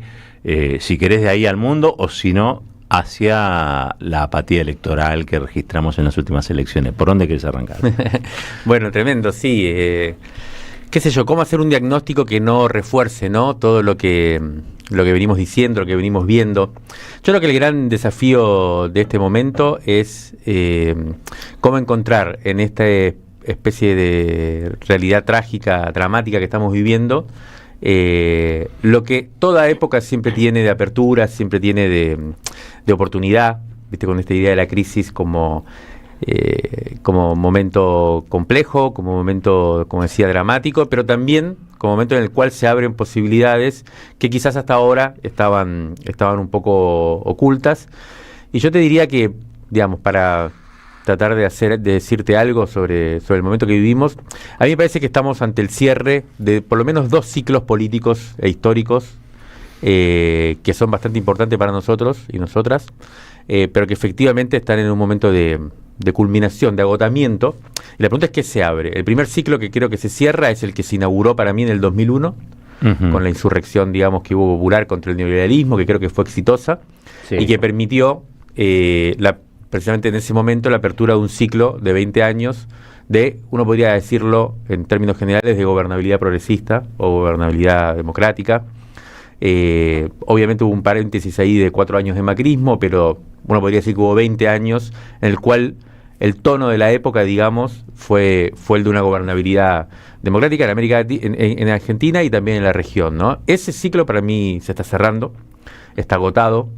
Esos gobiernos progresistas, democráticos, que dieron, en cierto modo, ese tono, digamos, a la época, de redistribución, de aspiración a la justicia social, de efectiva reconocimiento de las demandas populares y demás, en toda la región está un poco agotado, ¿no? Es variopinto el escenario, el tablero, pero me da la sensación de que lo que se imaginó como apertura del horizonte a principios de siglo, hoy, para los sectores progresistas, de izquierda, populares, está un poco agotado. Y el segundo ciclo, que yo creo que se cierra también, y acá se empieza a poner un poco más complejo y oscuro, es el ciclo que se inauguró en el 83, con la democracia. Ajá. Es un ciclo que yo creo que tenía, por un lado, la promesa incumplida, y por eso creo que tenemos un gobierno como el que tenemos, que es la idea de que con la democracia se come, se cura y se educa. Eso efectivamente no se pudo realizar. Que era el instrumento, digamos, ¿no? Exacto. La democracia, sí.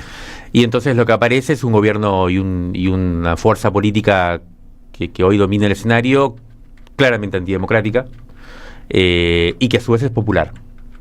O sea, es antidemocrática y tiene los votos. Entonces es una paradoja que para mí nos está poniendo ante ese cierre de una, como decía, una promesa democrática que no se cumplió. Y yo creo que ahí aparece ya, y para empezar a abrir un poco más la discusión hacia cosas que nos interesan y salir un poco del diagnóstico terrible, digamos, a mí me parece que también la democracia tuvo un punto de partida que fue el nunca más a la dictadura, nunca más a la represión estatal contra el pueblo, digamos, sobre el pueblo, pero también la democracia se fundó sobre la idea del nunca más a la revolución. Ah, bueno. Quedaban las dos, sí. Las dos proyectos de transformación, digamos, uno regresivo, reaccionario, como es la dictadura, que efectivamente destruyó un sistema o una lógica política que venía desde el 45 por lo menos, y que era más o menos de igualdad. Eso fue la dictadura, que logró reorganizar las bases de sustentación de la sociedad argentina. Y el otro proyecto era la revolución, que era también una transformación radical, pero en el sentido de un horizonte para nosotros, para mí por lo menos reivindicable, pero eso también quedó afuera un poco del pacto democrático. Y eso también lo que produjo fue para las fuerzas populares y progresistas la mutilación de, yo creo, el sueño. Hay un libro que son conversaciones de Piglia con... quiero hacer un poco de memoria. Sedinci, el director de Sedinci. Horacio Tarcus. Con Tarcus. Tarcus recrea conversaciones con Piglia en un libro excelente. Y ahí mencionan Punto de Vista, como una revista en la que estaba nada más y nada menos que Altamirano, Beatriz Arlo. Y allí un poco, con la gente del Club de Cultura Socialista de ese tiempo, un poco se gestiona el ideal democrático que hasta ese entonces no tenía demasiado fundamento en la sociedad, digamos, ¿no? Estaba construido... Ese lugar estaba ocupado por eso que vos describías, la revolución. Entonces, hay como también una construcción teórica o intelectual para dejar la revolución en suspenso o de lado y construir esta idea de que con la democracia se come, se cura, ¿no? Y se logra finalmente lo mismo que queríamos construir con la revolución, ¿no? Estamos hablando principios de los 80, ahí, o mediados de los 80. Sí, bueno, ahí esta discusión empieza desde el prólogo mismo del Nunca Más, con Ernesto Sábato, claro. Que plantea la teoría de los demonios, ¿no? O sea, lo que sucedió fue un enfrentamiento entre dos demonios, y el pueblo quedó en el medio, en una especie de sándwich, y lo que tenemos que hacer es precisamente, construir un horizonte en el cual esos dos proyectos queden excluidos.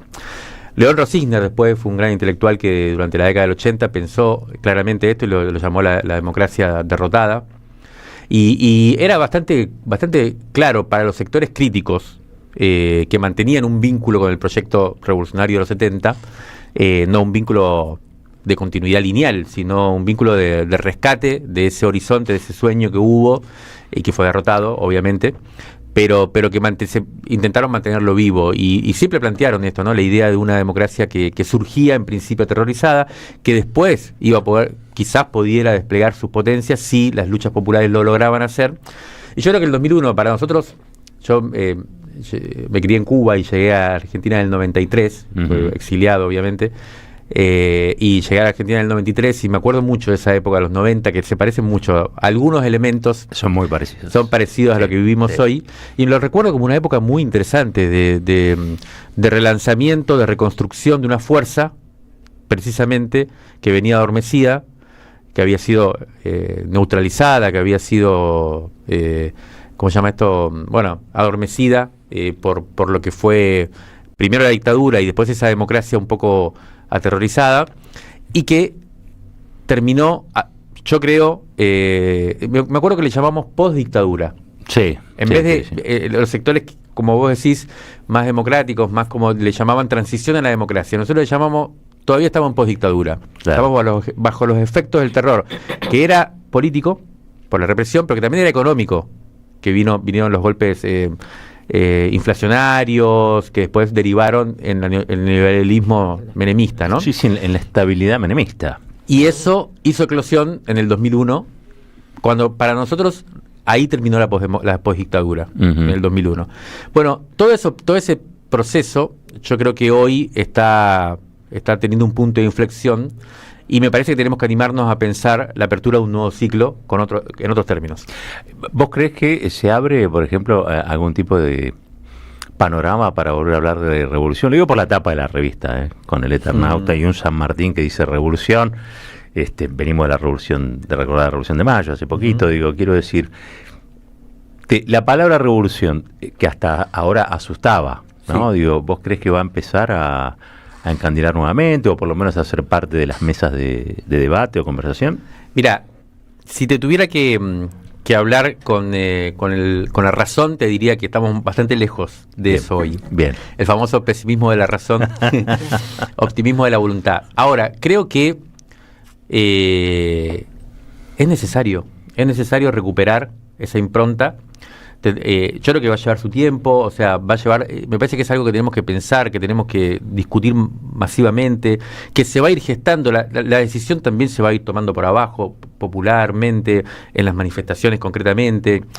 Yo tengo la sensación de que lo que estamos viviendo hoy es la realidad de que no tenemos un gobierno democrático. Nosotros nos movilizamos, marchamos todos los miércoles, vamos, lo que estamos viendo ahora ahí en la Salada, en Puente La Noria. Hay represión ahí a los monteros, a la gente que está trabajando, ¿no? Vos ya sabés que los métodos de acumulación y de reclamo político en este contexto no van a tener respuestas. Y después creo que hay que pensar que este gobierno no va a tener ningún empacho en romper el orden constitucional. O sea, yo creo que si ahora está en un momento de auge, está en un momento de legitimidad, está en un momento de tranquilidad, de gobernabilidad, digamos, pero creo que si empieza a tener problemas, cuando lo empieza a tener, que inevitablemente va, como con todo gobierno, y encima antipopular, porque cada vez está generando más malestar, cada vez está generando más carestía, la gente obviamente va a estar peor. Bueno, en algún momento este gobierno va a empezar a ceder. Y la pregunta es, si ante una derrota electoral o demás va a reconocer.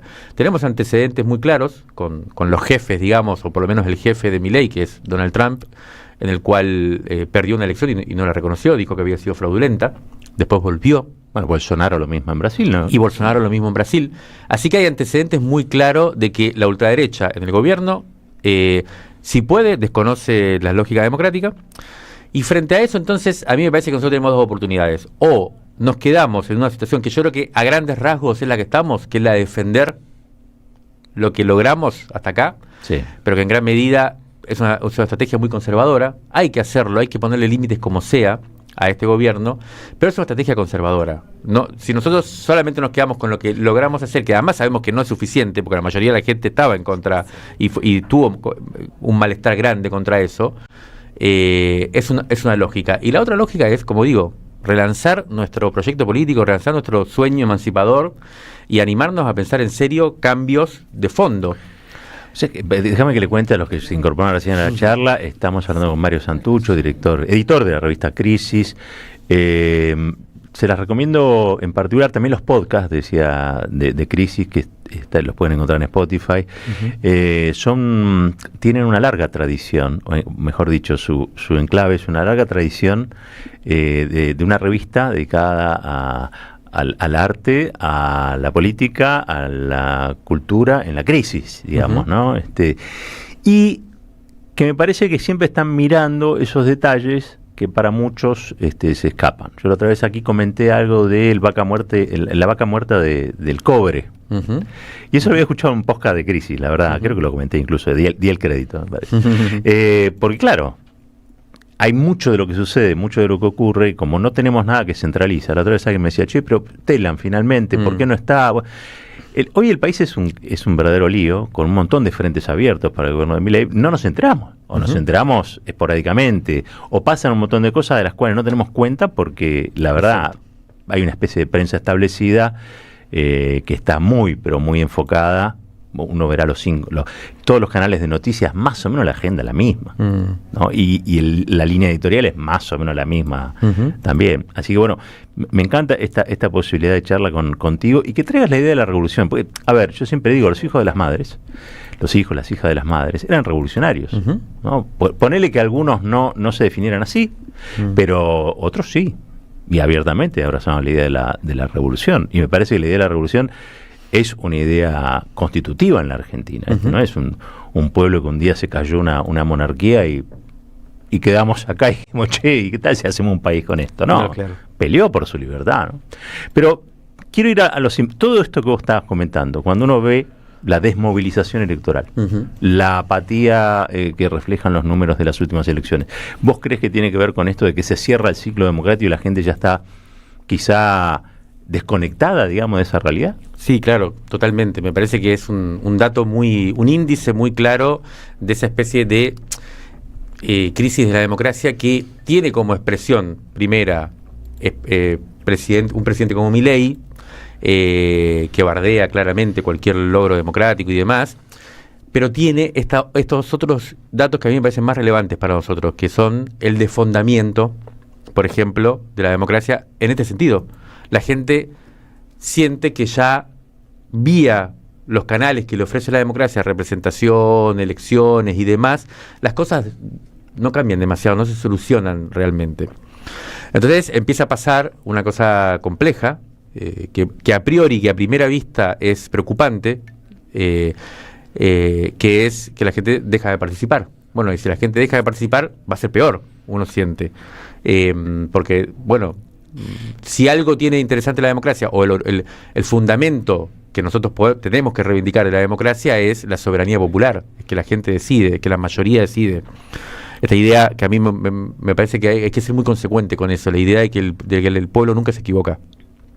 Incluso cuando no nos gusta, y sobre todo cuando no nos gusta.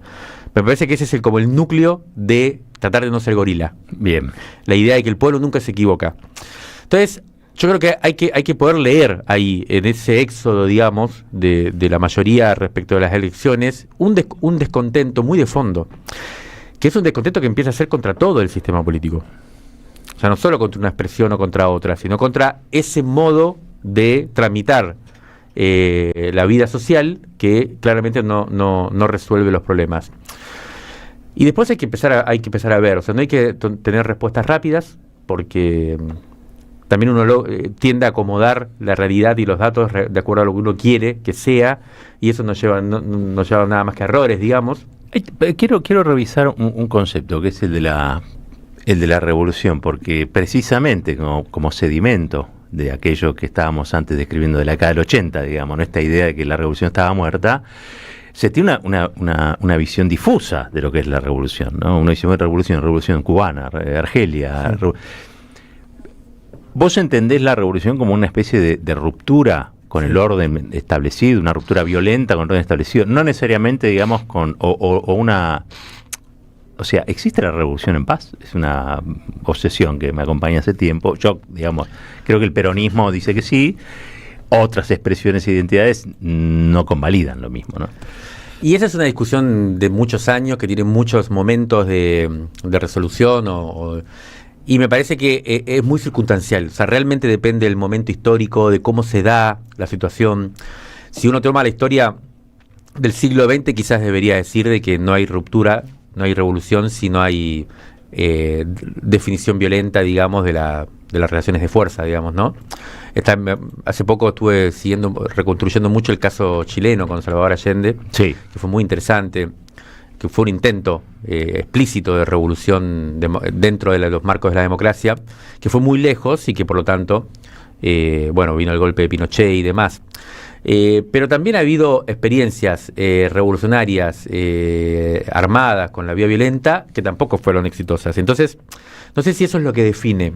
Yo creo que depende mucho del momento histórico. Obviamente las clases dominantes no van a ceder el poder de manera voluntaria, pero hay que ver si, qué sé yo, uno tiene la imagen del 45 y es una plaza inesperada que desbordó todo el subsuelo de la patria, sublevado, claro, que desbordó todos los cánones políticos hasta ese momento establecidos, y que efectivamente dio paso a un cambio social, que después, más adelante, y yo creo que ahí para mí revolución, vos preguntás, bueno, ¿qué revolución? Para mí hoy revolución es medio imposible de no pensar que tendría que ser anticapitalista, porque yo lo que veo, y ese es el gran dilema y desafío que tenemos, muy difícil de pensar, pero muy necesario. ¿Hay revoluciones anticapitalistas en el mundo? Y hoy por ahí no hay, y por eso mismo me parece que estamos como estamos. Pero yo creo que hay que pensar, hay que animarse a pensar en esos términos.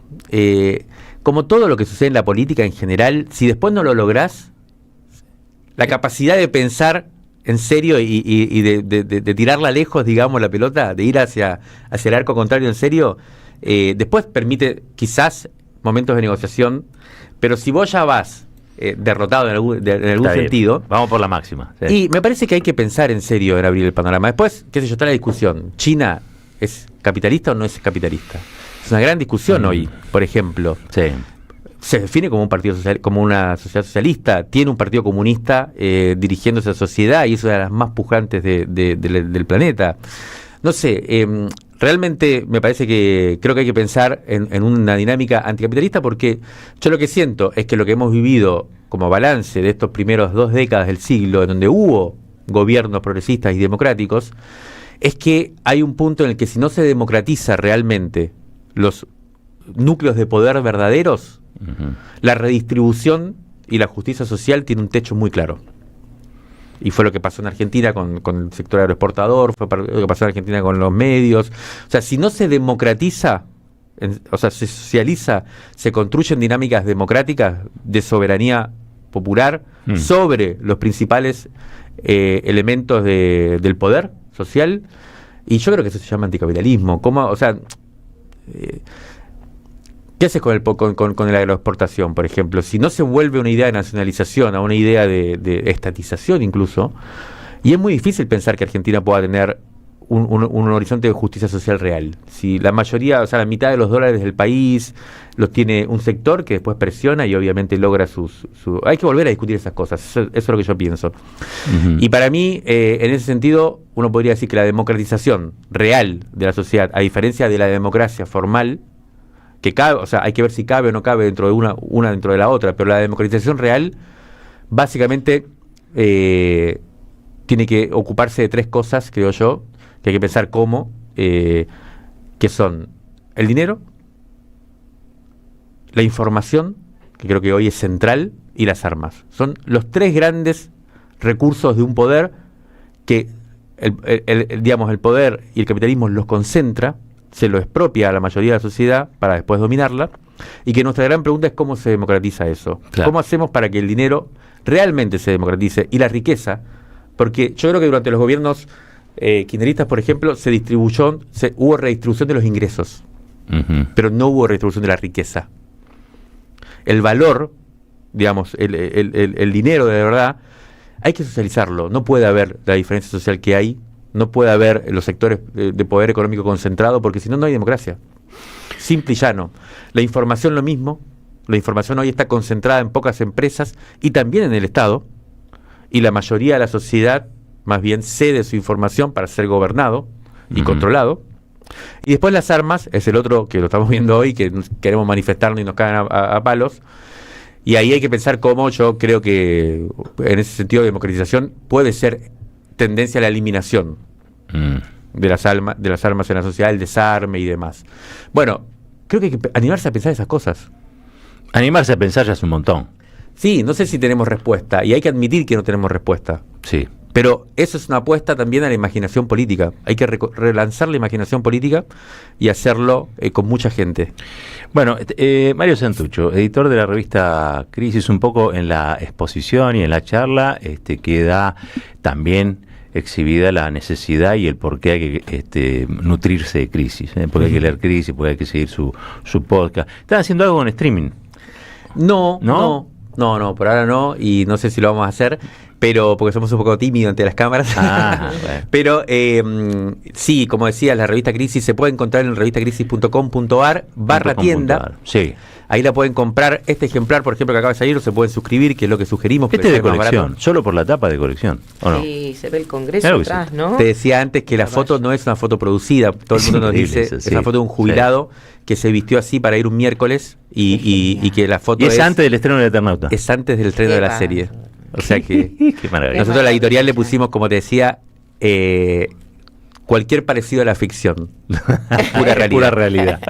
Mario, gracias por venir. Che. Muchas gracias a ustedes. Un gusto. Un placer tenerte acá y me parece también oxigenante la charla, que salga un poco de los límites de la resistencia, que obviamente todos estamos insertos en ellas, pero bueno, levantar un poco la pera, mirar y traer de vuelta la palabra imaginación a la política me parece un montón. Te digo la verdad, yo estoy muy complacido y muy contento. Así que le hemos ganado minutos a lo que es casi siempre, digamos, ¿no? Un relato, una crónica de la resistencia del día a día, y quizá haya que pensar también en pasar en algún momento a cierta ofensiva, ¿no? Y no creer que nuestra vida simplemente se limita a vivir del despojo, ¿no? Me parece que también esa idea. Y bueno, gracias por venir. Vos sabés que acá sorteamos siempre un libro, siempre sorteamos libros, y se llama el libro de hoy Punto de Emancipación, que es de alemán, y creo que también la idea de la revolución conecta con la de la emancipación. Sí, ¿no? Total, me parece que en esa estamos. Gracias, y digamos quién es el ganador, Florcita. Porque sí, cómo no, la tenemos a Gabriela de Azul en realidad. Gabriela Azul, pueblo azulino, está muy bien. El pueblo cervantino. Muy interesante, todos agradecen la nota, con ¿viste? Mario, maravilloso. Yo les dije, se van a sorprender. Bueno, sí. Coinciden en que hay que dar un paso más allá, que está todo bien, pero estamos que no sea la vida ya que llegó hasta acá, digamos, ¿no? Claro. Un poquito más allá, más allá, de a poquito. ¿Qué límite lo pongan los otros? No, bueno, también hay que poner uno límite a los demás, ¿no? En este caso, yo creo que estamos en una linda conversación. Vamos a ver en qué decanta. 59 minutitos pasaron de las 9, ha sido un placer estar acá. Felicitaciones a la ganadora. Le mandamos un beso grande a la gente de Azul, también a la gente de Suipacha. Ayer estuve en Suipacha, hermoso el pueblito, cómo está, cómo lo tiene. Digo pueblito porque es un pueblo chico, creo que no llegan a 10.000 habitantes. Sí, he comido unas muy ricas empanadas fritas. ¡Ay, qué suerte que te dieron eso! ¿De carne eran o jamón y queso? De carne. ¡Qué rico! Y nunca había comido ravioles fritos. Yo tampoco. ¿Están buenos? Ravioles fritos, muy ricos. Te ven una salsita, entonces pasás a hacer raviol por ahí.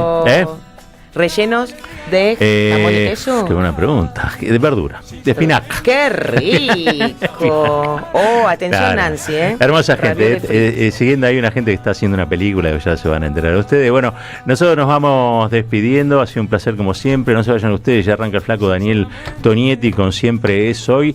Y hasta mañana. Y como siempre decimos al final, que no se corte. ¡Chao! Un corazón que golpee lentamente, una semilla que será una flor. A nuestro canal. Somos Radio AM530. Construimos comunidad.